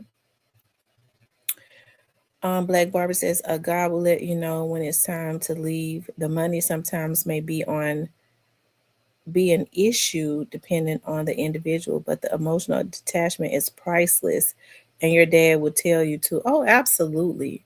Absolutely. It ain't nothing like when you've had like an attachment to somebody and then you finally don't have that attachment anymore. Okay. That peace and stuff, you start to feel that peace. Um, yeah. You know what? I think I learned very early on with my oldest daughter's dad, who was he was older than me, but he was stupid. He was a real handsome dude, and he just was no good. He was just no good, and I didn't have no peace because he had gotten a baby and he didn't care. He did not care. And come to find out he did that with the rest of them too. So he was just getting babies. And so I didn't have no peace because I was so young. I was like, dog, this dude got a baby with me and he don't have a worry in the world. Like, he just don't care. He don't care about anything as it relates to being a father. And so around that time I started working for the police department. I felt like, he thought he could just mishandle me because I was a young girl that really had not had no experience. And I hadn't. I didn't. And I remember I asked him, this is what made me dog him out. I said, why did you do me like that? You got me pregnant and you don't want to take care of your baby. And I'll never forget. He looked at me and he said to me, I said, you just ain't right. You ain't no good. He said, well, I saw a young girl that looked like she had not been through nothing. And so I decided to get you pregnant and put you through something. This is life. And I'll never forget, he walked away and I said, I'm going to get that motherfucker. And I mean, I'm going to get him. It just so happened I got a job at the police department because he was a rolling stone. He was real bold and brazen with it. I worked at the police department and I started working for the PD. And so I remember I went and put child support on him, right? Which meant absolutely nothing because he wouldn't really work, because he was out in the street. And so every now and again he would go get a job, right? And then I would get his income tax. So I remember I started working at the PD. So they had this system where you could, I could always look and see when he got a traffic ticket. And he would have his new address on it. And every time I saw that new address, I would call down to fugitive because by this time he wasn't coming to court because he wouldn't pay child support. And I would call to fugitive downstairs to fugitive, and I would say, I have a address on Marcus such and such, and y'all need to. This is he got a warrant in the computer, and so shout out to the fugitive squad. They would always say, oh, okay, well we'll wait until like early in the morning, and we'll go beat on the door and get him. And they would always go get him at 5 o'clock in the morning. So when he would go to court, his sister would have to pay the judge would always make him pay like $3,000, and then the 3,000 would come to me, to get it out of jail. And so, but even still, like when he would get money and stuff, he wasn't around a whole lot. When he would get money, he was more generous with it when he would get some. But as she was growing up, because he wasn't around a lot. But to make a long story short, he had all boys, right? He had all boys. And so one day, my daughter, the boys was like, their dad used to talk about they had a sister. This is so weird. And they found her on social media. He was wrong for that. And that's how her brothers just started doting all over her. They just, from the time she was like 13 years old, that's when they met her. That's weird. It's something. They had a curiosity about having a sister. They knew their dad was getting a lot of kids. And they found her and they started coming to see her, and they've been in contact. I mean, they love her so much. And they used to, I remember when they met her, they came to our house, and one of them, her brothers, was crying and stuff, talking about we used to pray for a sister and all of that. And so now with her dad, he's old, he's a lot older than he's quite a bit older than me. And he called, like my baby talk about all the time how her dad just called her constantly, like all day, every day. So my dad be constantly calling me, wanting to talk. But I've had the opportunity to have conversations with him. And you know what he told me? He said, I've apologized to everybody. He said, I was just out there, I was a ladies' man. I was just out there. I just did what I wanted to do, and I ain't give a care. And he said, and another thing too, I was snouting. I hollered. I said, so you was I said you was a drug head. Oh my God, Lord have mercy. That's why I said, Lord, thank you, Lord, for taking care of me, because I had no idea. Oh, I said, so did you get on the drugs after you met me? He said, I was on them way before you was ever even thought of. I was on them in high school. Oh my God. I said, Lord have mercy. Lord Jesus. But I'm glad though, I pray for him all the time because he having a lot of health issues, like with his heart and stuff. And his mother passed away from heart issues. His sister passed away from heart issues. And I'm gonna pray for him too, because I don't want him to pass away from heart issues. So I told my daughter, make sure she check on her dad and go and make sure her dad is okay. Always.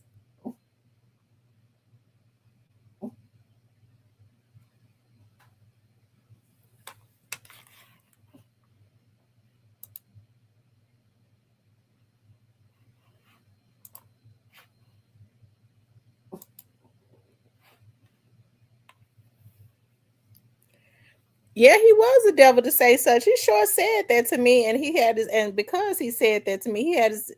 I think we was getting. I was so determined to get back at him. I would always call and get him put in contempt twice a year. So he was going to jail every 6 months. He wouldn't show up. I knew he was not going to show up because he would get out. He would pay like 3,000 to get out.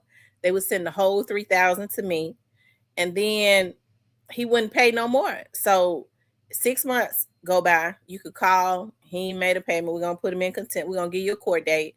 I knew he wasn't coming.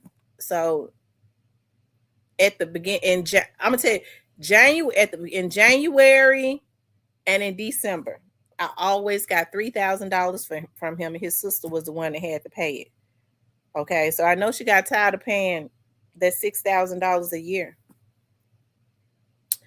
I think about that now. I'm like, Lord, I was younger then, but I was mad at him for not doing. Hold on, y'all.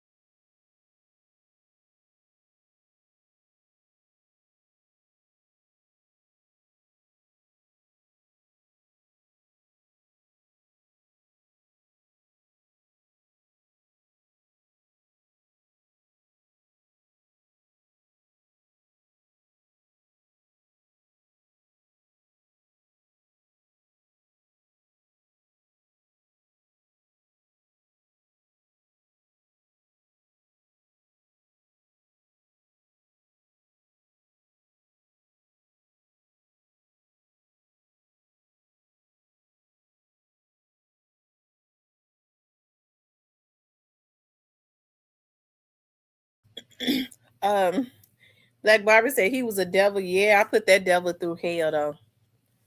You know what he say now? The little girl, because he always called me a little girl, because he was about 8 years older than me. He said the little girl that I thought was too naive to do anything put me through hell. He made me mean. He really did. He made me so mean. That dude played so many games with what he did. He made me mean as hell. Cause I felt like dog. I didn't. I just at that time I had dated. I'd had one other boyfriend before him. One. And then I get with him and he played games like that. He just did a lot of stuff that I don't even want to talk about. But he paid for it because I made sure he paid for it. I got tickled because my mother was like, you got a letter from juvenile court. I said, okay, I'll be over there because he owed so much arrearage I think our daughter is 28 years old. She'll be 28 this year, and he still have to pay child support. And so I get a letter from the courts talking about come to court so that they could hold him in contempt. I said, I wish I would go to a damn court date. I ain't trying to get the old man sent to jail. Shit. I wish it was some kind of way that I could take it off of him, but they won't let me take it off because it's arrearages. So if it had just been like regular like child support, if she was underage, I could take it off of him. Of course, I don't think I would have did that when she was underage, but I think about now, like I wish he didn't have to pay those arrearages because the dude just be trying to survive. And she 28 years old. She be over there. He be so sick. She be over there helping him. And she, I told her, I said, you make sure you always help your dad. And that's another thing too. Like a lot of parents, they be so angry. They start regurgitating like the issues that they have with the the fathers.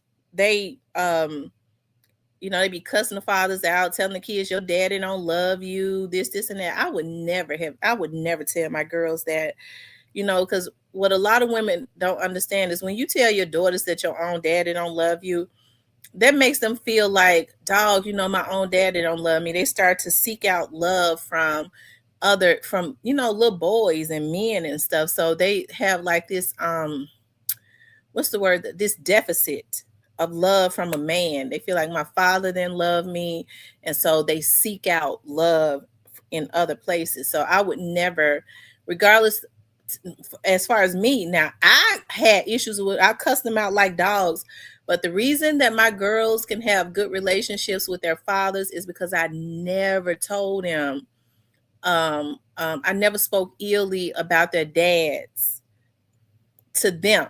I never brought my kids in that. So that's why when my youngest daughter, dad, when he be taking her out to dinner and stuff all the time and apologizing to her, she said, my daughter called me when she leave like dinner, especially at one time he went on this binge and he was really apologizing. I apologize for what I did and how I made your mama feel when I was out doing the things that I did to her and this and that. And so my daughter was like, Mama, what is my daddy talking about? I said, I called him. I said, why do you talk to her about that stuff? I said, I never mentioned that stuff to her. She don't even know what you're talking about. But he got such a guilt. He feel like every time that he is with her, he needs to apologize for what he did. And she is about to turn 25 years old now.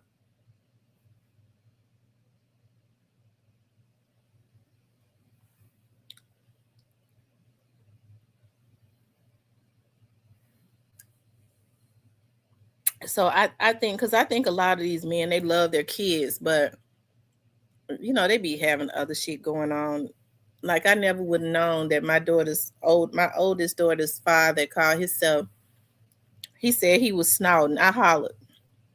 I didn't even know they had like whatever it is that they be snorting. I don't know what they be snorting. I know he wasn't snorting no cocaine, living in no damn Binghamton. So it must have been crack.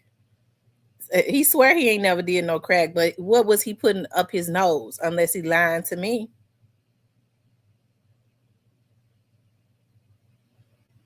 And shout out to Binghamton. I ain't trying to say nothing bad about Binghamton, okay?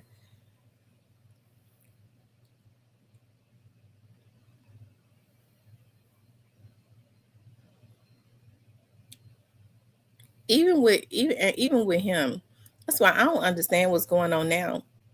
That dude never tried to get no money from no woman.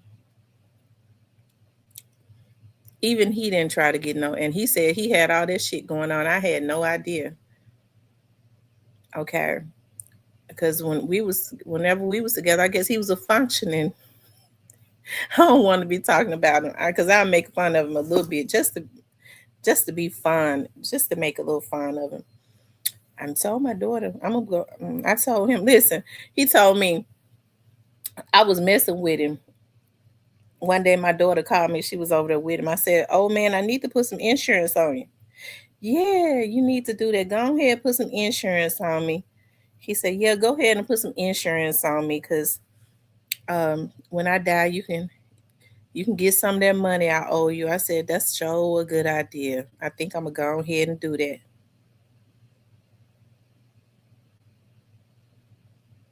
For child support, that is. But I've forgiven him too. Now those two I have forgiven. I forgave him more easily because he was always like a clown. Anyways, you know what I mean. I don't think he had no malice in his heart. He was just a clown. The other one, it took me a little bit longer because everything he did at me. He did at me. So it took me a little longer to forgive him.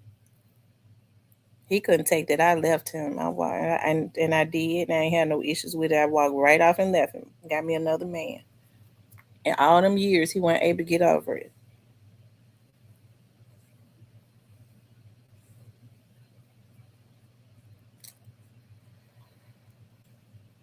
Hmm.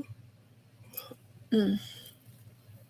But we all have our own little stories. And I'm able to talk about this stuff now. I bet you it's some mentally ill motherfucker that's sitting in the bushes downloading everything that I'm saying about my life. Because, when people have an obsession, they don't listen to you and go, because to me this stuff is funny at this point, right? And then it goes, and then I'm talking about this too because men do change. You know what I mean? My thing is, like, when they're younger, they do stupid stuff when they have not had any guidance.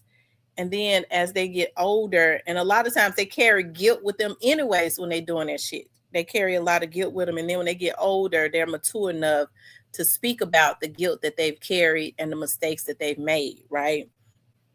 As fathers. And so the moral of this is, most times, most men love their children, regardless of whether they're doing right or not. Mentally, they just ain't got their shit together, but most men love their kids, right? And it's unfortunate too that some women equate a man not loving his kids to his relationship with her. I don't agree with men cussing and calling their baby mamas bitches and hoes and stuff like that. I don't mess with men like that, period.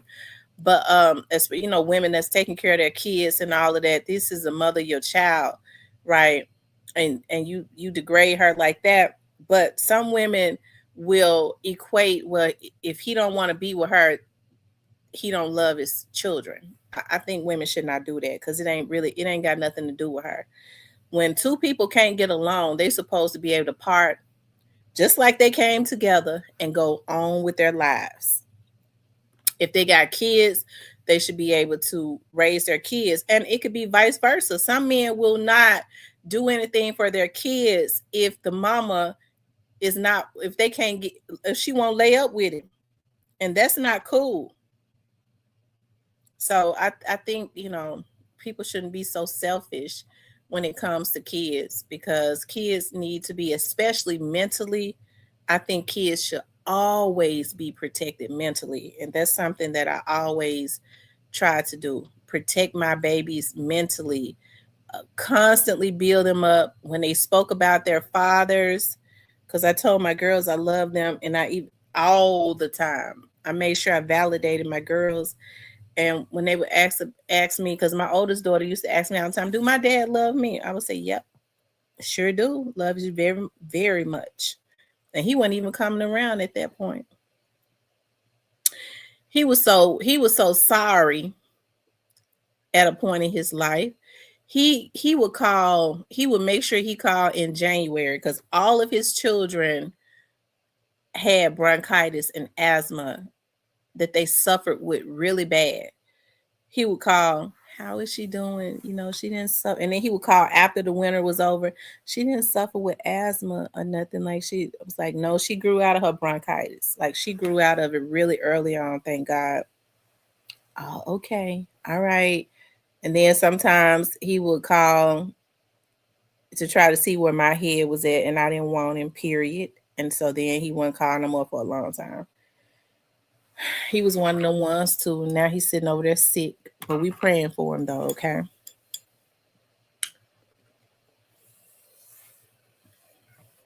Black Barbie says the male species cannot deal with the same behavior from a female that they put up on a female. And that goes to show that the female is the strongest species because mental can, right. Um, you got that right. Cause when let's see, my daughters are 2.5 years apart. Three, yeah, because my oldest is getting ready to turn 28. My baby will be 25 before she turns 28. So they're not that far apart. They're like 2.5 years apart, really. And I told you my oldest girl's father, like he almost act like he was having but I guess he might have been high on that cocaine he was on, whatever he was doing. He said he was doing, um, because when he did call to check on her one time, I just came home from the hospital. Who baby is that? I said mine. You playing? I know you ain't had another baby. I said, I think about it now. I believe he was on something. I think about his behavior. He was a young man to be on something. He was always kept himself clean. He was a real good looking man. He was gorgeous when he was younger. He was absolutely gorgeous. And unfortunately, you know how women be, and not me, but he just the women loved him, I guess, because he was mixed or something. I don't know. But so he was just getting babies everywhere with his no good ass. Um, yeah. I try to be as good as I can be. I try not to dwell on stuff too long because I can't do the things that I want to do in life if I dwell. It was not going to help me to be caught up in being bitter about their dads. I was really blessed because if it had not been for like my dad and my grandmother and my mom and my grandfather, I would have been just like any other young girl that had, babies, that was barely making it. But instead, the thing was, my dad was like, I want you to get back into school. I still didn't finish because I ended up getting pregnant again. And then when I would try to go back to school, it was just really hard trying to raise toddlers and work and all of that because I always worked. But it would have been really hard for me if I did not have them to be supportive, of me. Um, I remember, like, I was talking to my dad about, like, my dad was just really good. So he would go, I'm gonna give you a credit card, and I just only want you to like put gas on it. And my dad would do that for me, and I really appreciate that. He would give me one of his credit cards, and that helped to build his credit. He was like, just only, put gas on it, fill your tank up, and that's it. And so that's what I would do. And then, like, every once a month, my dad would go to Sam's and buy cases of diapers for me because he didn't ever want me to have to be begging nobody to be buying, no fathers to be buying my girls no damn Pampers. And so they had cases of Pampers. Even my oldest daughter had so many Pampers in my closet that when I was getting ready to give them away to Vanessa because she was having her baby short. Because I was like, dog, my closet is so full of Pampers and so full of pull-ups. And then I found out I was pregnant, and I kept them. And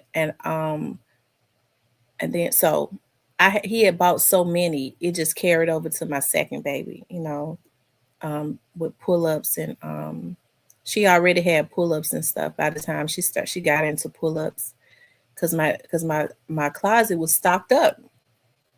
And then when I do believe after she got out of pull-ups, Vanessa was having her second baby. I do believe she was able to get some of those pull-ups, because I never had to buy Pampers and pull-ups, so I was really, really, really, really blessed with that,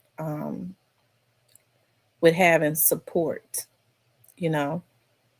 So, of course, I think about all those things that my dad did, and I miss him. I do. I miss my dad a lot. I miss him so much.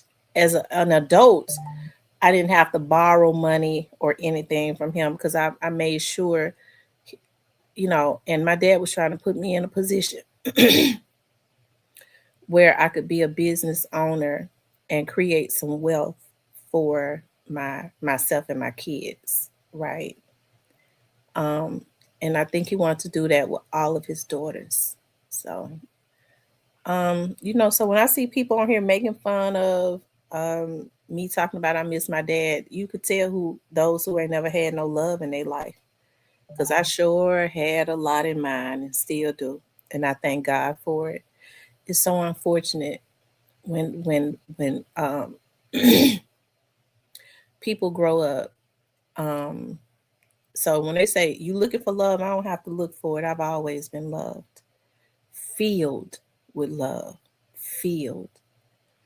Um, just my whole life.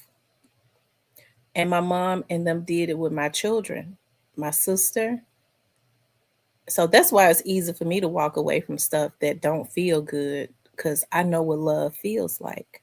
That's why it's so easy for me to walk away from guys. So they, Parker called me cold hearted. Okay, I'll take that. I'll take that. Um, but when it don't feel like love, I just would not reside in it at all. I have to walk away from it. I get uncomfortable and I have to walk away from it. And me taking care of a man want me to take care of him, that ain't love. Okay. It don't feel good even thinking about it. Okay. Thank you, Zoomer.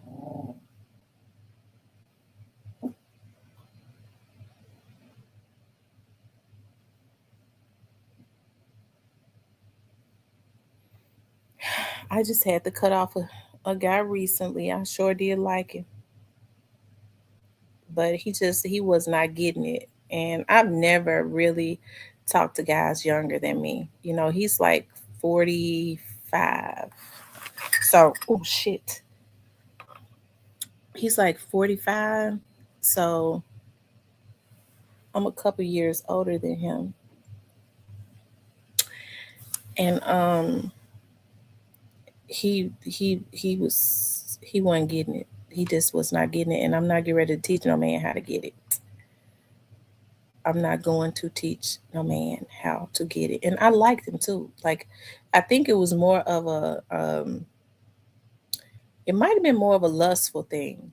It might have been, even though we had not done anything yet, because he didn't have his mind right, but he had an immaturity about him that I couldn't really rock with. I'm past that.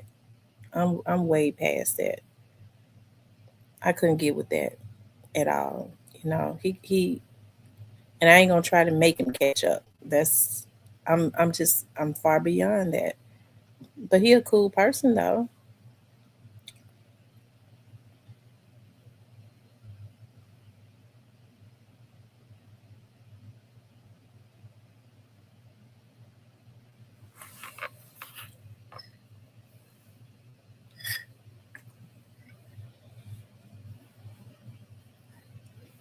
Anyway, y'all, enough about my life.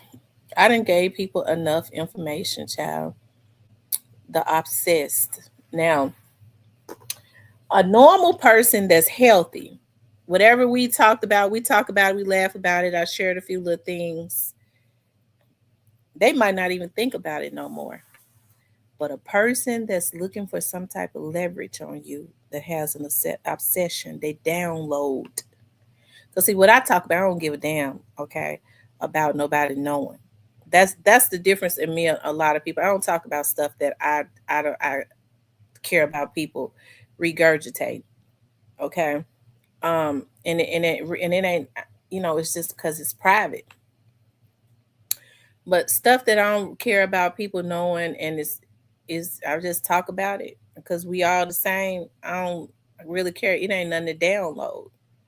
But to an unhealthy person mentally, they download that, and that's something for them to talk about. Okay. That's something for them to bring up later on. They think that that's giving me a diagnosis. Okay. hmm So, anyways, so do y'all think I should interview Orange Mound Quet? I want to know what y'all say. Y'all tell me, my members, y'all in the chat, should I interview Orange Mound Quet? Yes or no? Say yes or no. Y'all tell me yes or no. I'm gonna do whatever y'all say do.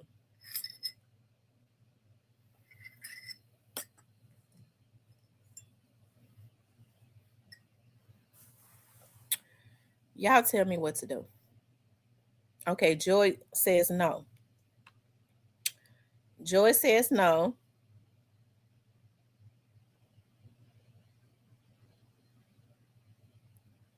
A Christian says yes.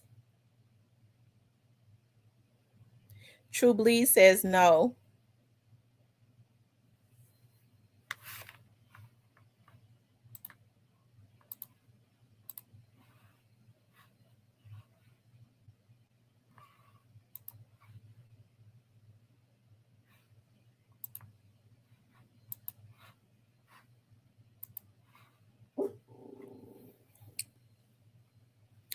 Well, I got more no's than yes, so the answer is no. I'm not going to.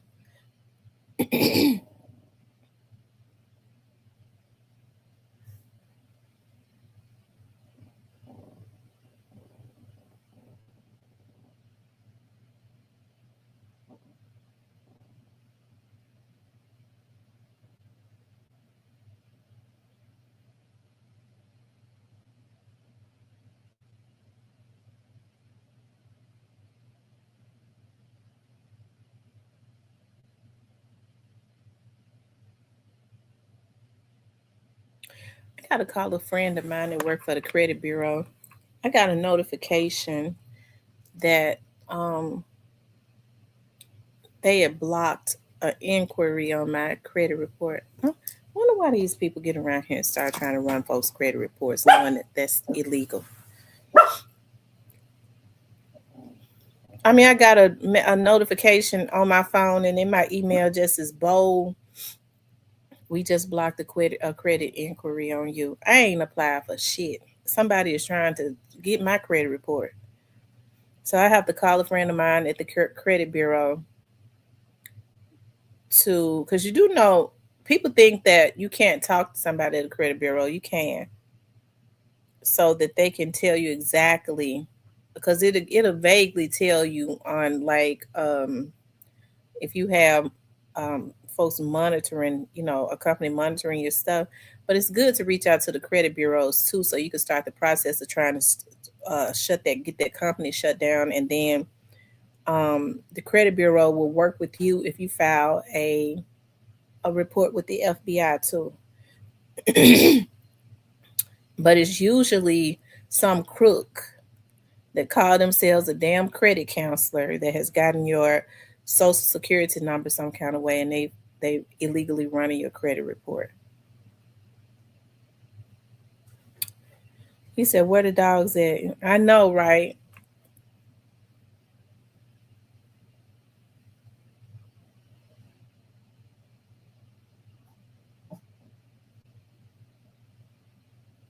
He said, "I like the fro black Barbie."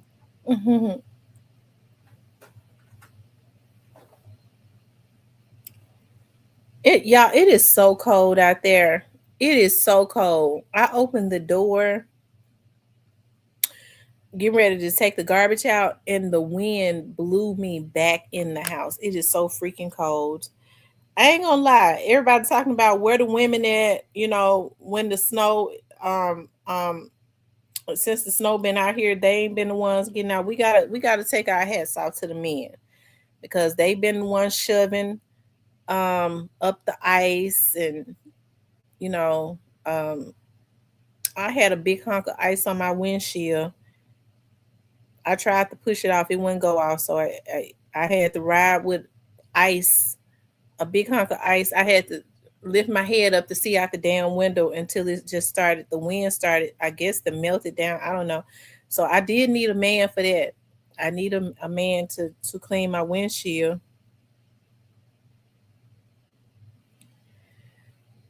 I need a man right now to go out there in that cold air and take this damn garbage out, so I won't have to do it.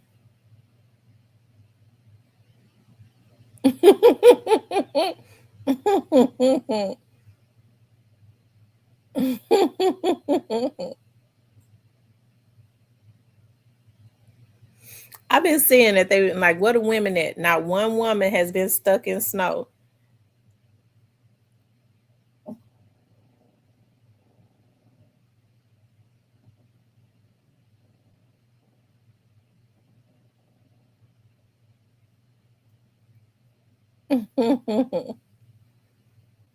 She said, I love my fro.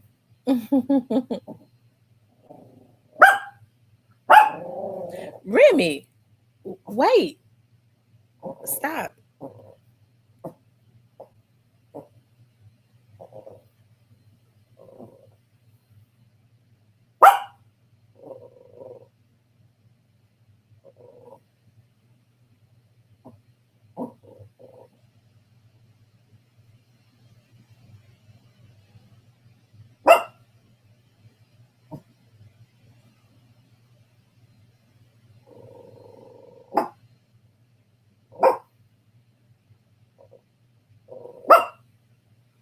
Stop.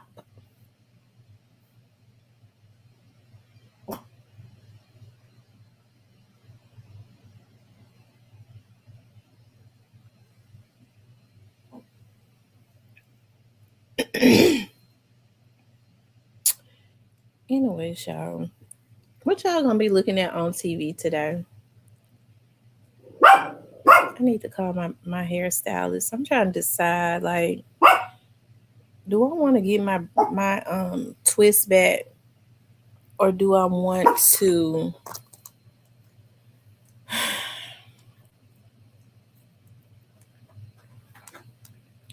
get my twist back? I do, because I don't know, them twists did my hair pretty bad because they made them too small. See, she always, when she let her niece and them do my hair, the braids the twists be too small. I don't play about my edges.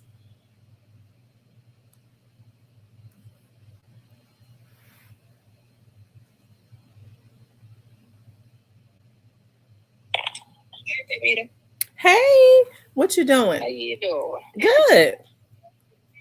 Well, I wanna come back and I want to get my braids. Here's the thing: like the last time I came and got my twist, they did them too small, and a couple of those they popped out, and I'm growing my edges and stuff back. I'm not bald headed, but it kind of thinned it out, and so I know. I don't want that. So what would, if I came back? What would we do to prevent that? When you wanna come? Well, I was thinking about coming, like, maybe like next weekend or whatever. But how are we going to make sure that my edges don't pop off? Okay, we're gonna we're gonna add a little bit here in it. Not too small. Okay, you said you'll put more hair, so you'll make them bigger. Yes.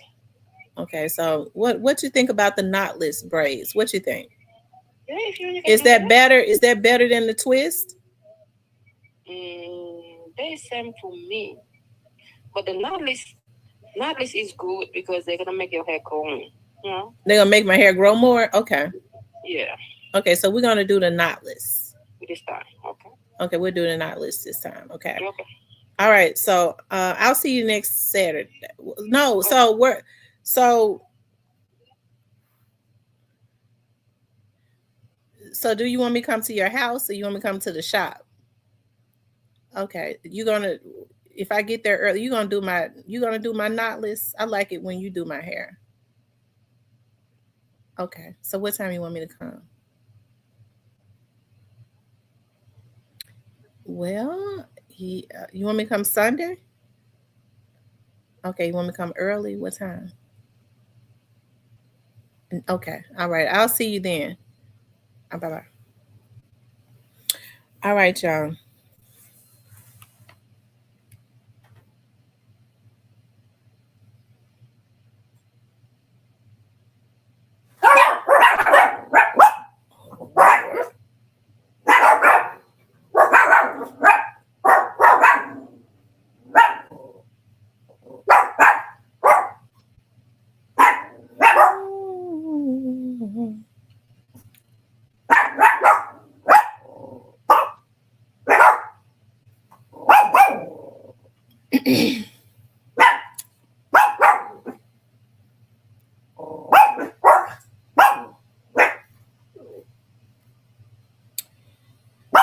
Yeah, I'm dreading taking this garbage out. I hate to keep asking the young men. Yeah, you definitely did that. I need to order them some more melatonin because they out to keep them relaxed. They goes through a bottle in a week. I just need to go ahead and order a case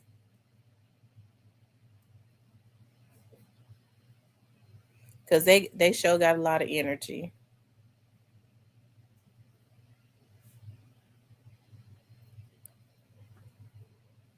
Ooh.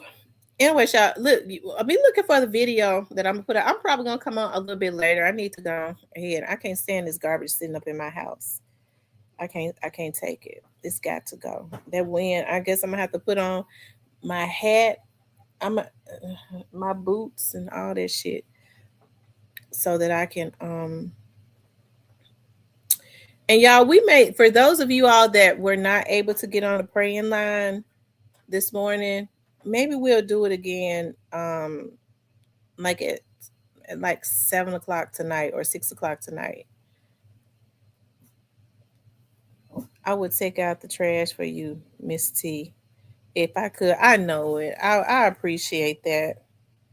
All True Bleed said, "Don't be leaving us." Y'all enjoying me? Okay, I'll stay on a little while longer. I thought y'all was getting sick of me. Child, I done told y'all all about my kids' daddies and stuff. Shout out to them though. Let me just say this: I don't have nothing against my kids' fathers. I'm glad that God has grown them. They're older now, and I was just as bad. Like with my vengeful ways. Like I became very like revengeful. And so what I should have did was I should have just left well enough alone. But I guess I'm grown enough to say I would poke at them a whole lot too because I was mad at them for not doing what they were supposed to do. So I would start poking at them. And the oldest one, I made sure her daddy went to jail twice a year for not paying his child support, and because I knew he was going to get right back out the next day or the same day. Um, and I don't have that type of energy now. I'm just glad that those guys have grown and they saw what they did wrong, and I did wrong too because I never should have been having babies with them. Okay, I never should have had a baby with them. So I take responsibility for that. But I do love my children. I'm glad that I got them, and yeah. So I'm glad that they've grown. I do hope that my daughter's father, I hope that whatever is going on with his heart, I really do, because he's lost a lot of close family members from. It's almost like it runs in his family, but I pray over my child, and and all of that good stuff. Um, because with all of his family members, with his mama, his aunts, his sister, they went to sleep and never woke up. That's how all of them died in their sleep. So, and now he's having heart, issues. I'm glad though, because they didn't know they didn't know that they had heart issues. But I'm glad, his has been caught, and, he's dealing with that. I think he's had to stop smoking. cigarettes. Okay, I think my daughter was saying that he stopped smoking cigarettes. I guess, when you on that stuff, maybe it do something to your heart. And he told me he had been on it since he was in high school. So I reckon he was a functioning crackhead because I didn't know it. Um, who is that? Yeah, I'm joking. I'm messing with him now. I got so tickled one day, y'all. I looked at because now on Facebook, a person don't have to be friends with you for you to be able to see um, that they were in your story, right? And so um, I was looking at my story one day, and I saw that my oldest daughter's dad had been looking at my story. I said, "Lord Jesus!" I hollered. I got so tickled. Well, that's true. I don't need to slip down on the ice because as you get older, it takes you a long time to recover from that ice.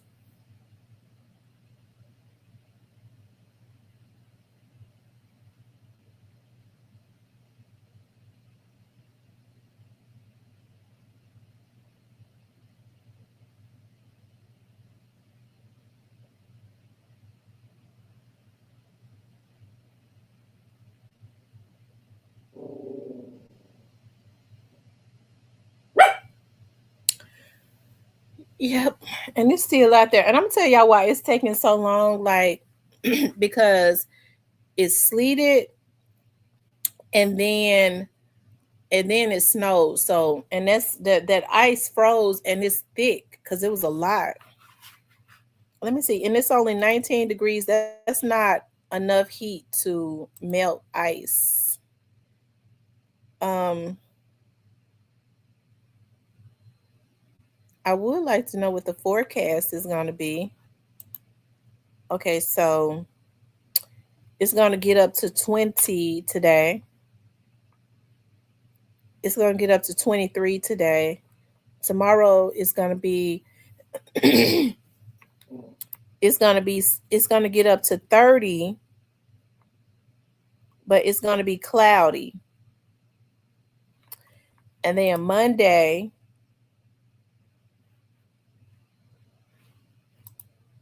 it's gonna be 48. Now that may melt some of it, but it is going to rain and sleet on Tuesday of next week. So that's no good. It's gonna rain and sleet next week on Tuesday. So that, you know, that's going to be pretty bad because still ice out there, and it has not been warm enough to actually melt the ice.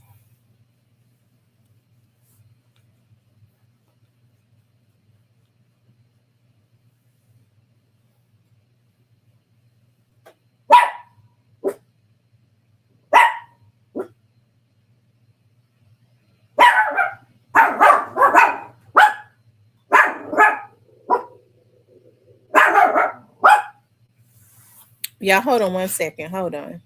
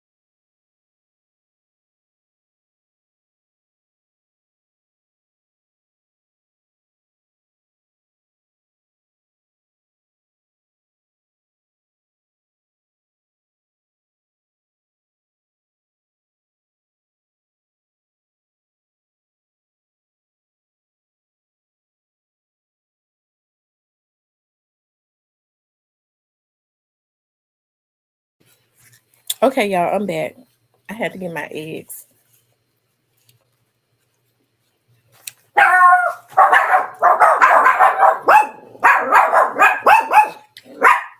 Something that'll kill my hunger. I don't know what I want to cook for dinner today. I'm still trying to decide. I was looking online. Shush. I was looking online at this recipe that this girl on Instagram made, like with salmon with sushi.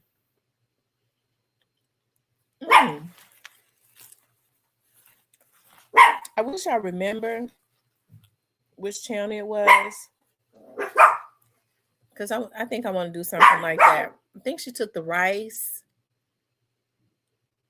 and she put it at the bottom of the pan, and I think she mixed salmon and something. Was it salmon and cream cheese?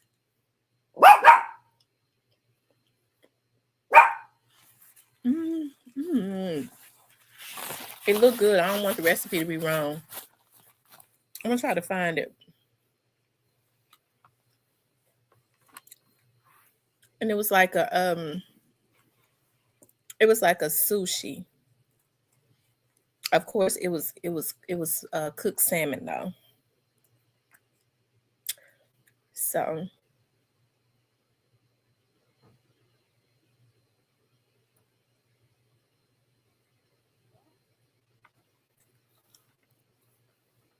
she says, I got up early to get an automatic start to put on my Wrangler. I didn't want to be the whole week. Had been so cold. Yeah. It is so cold. If it's cold in the south, I can only imagine what the temperature is in the north. I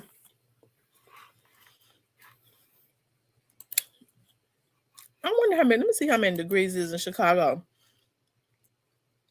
If it's 19 degrees here,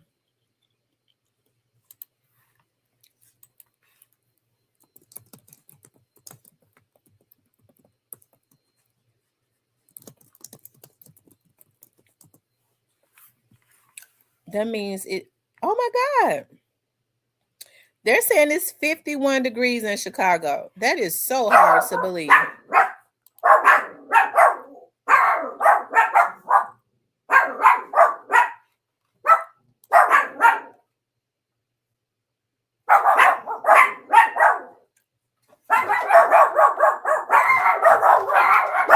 Hush. Hush.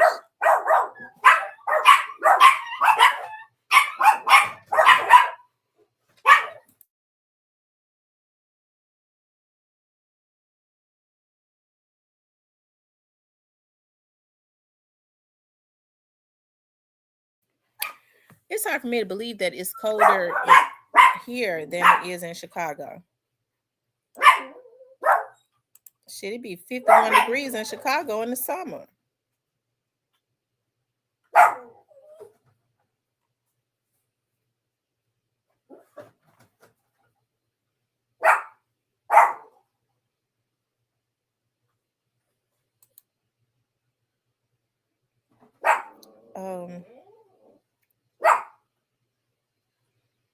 Okay, it's saying it's 25 degrees and it's snowing.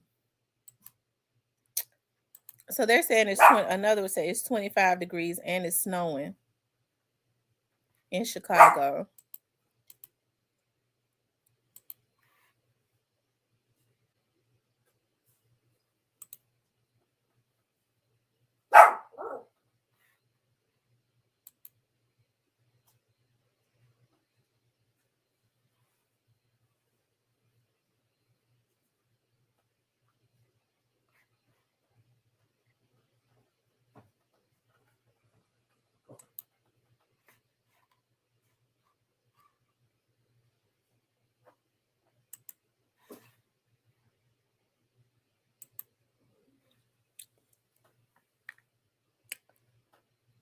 It's -10.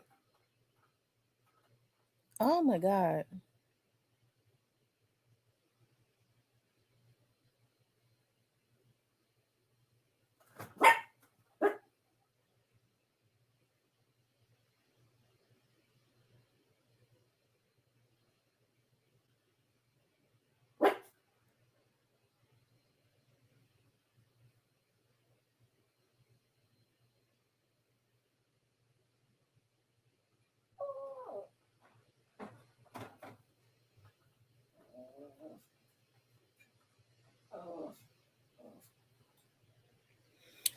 All right, y'all. Y'all, I'm gonna get back on later.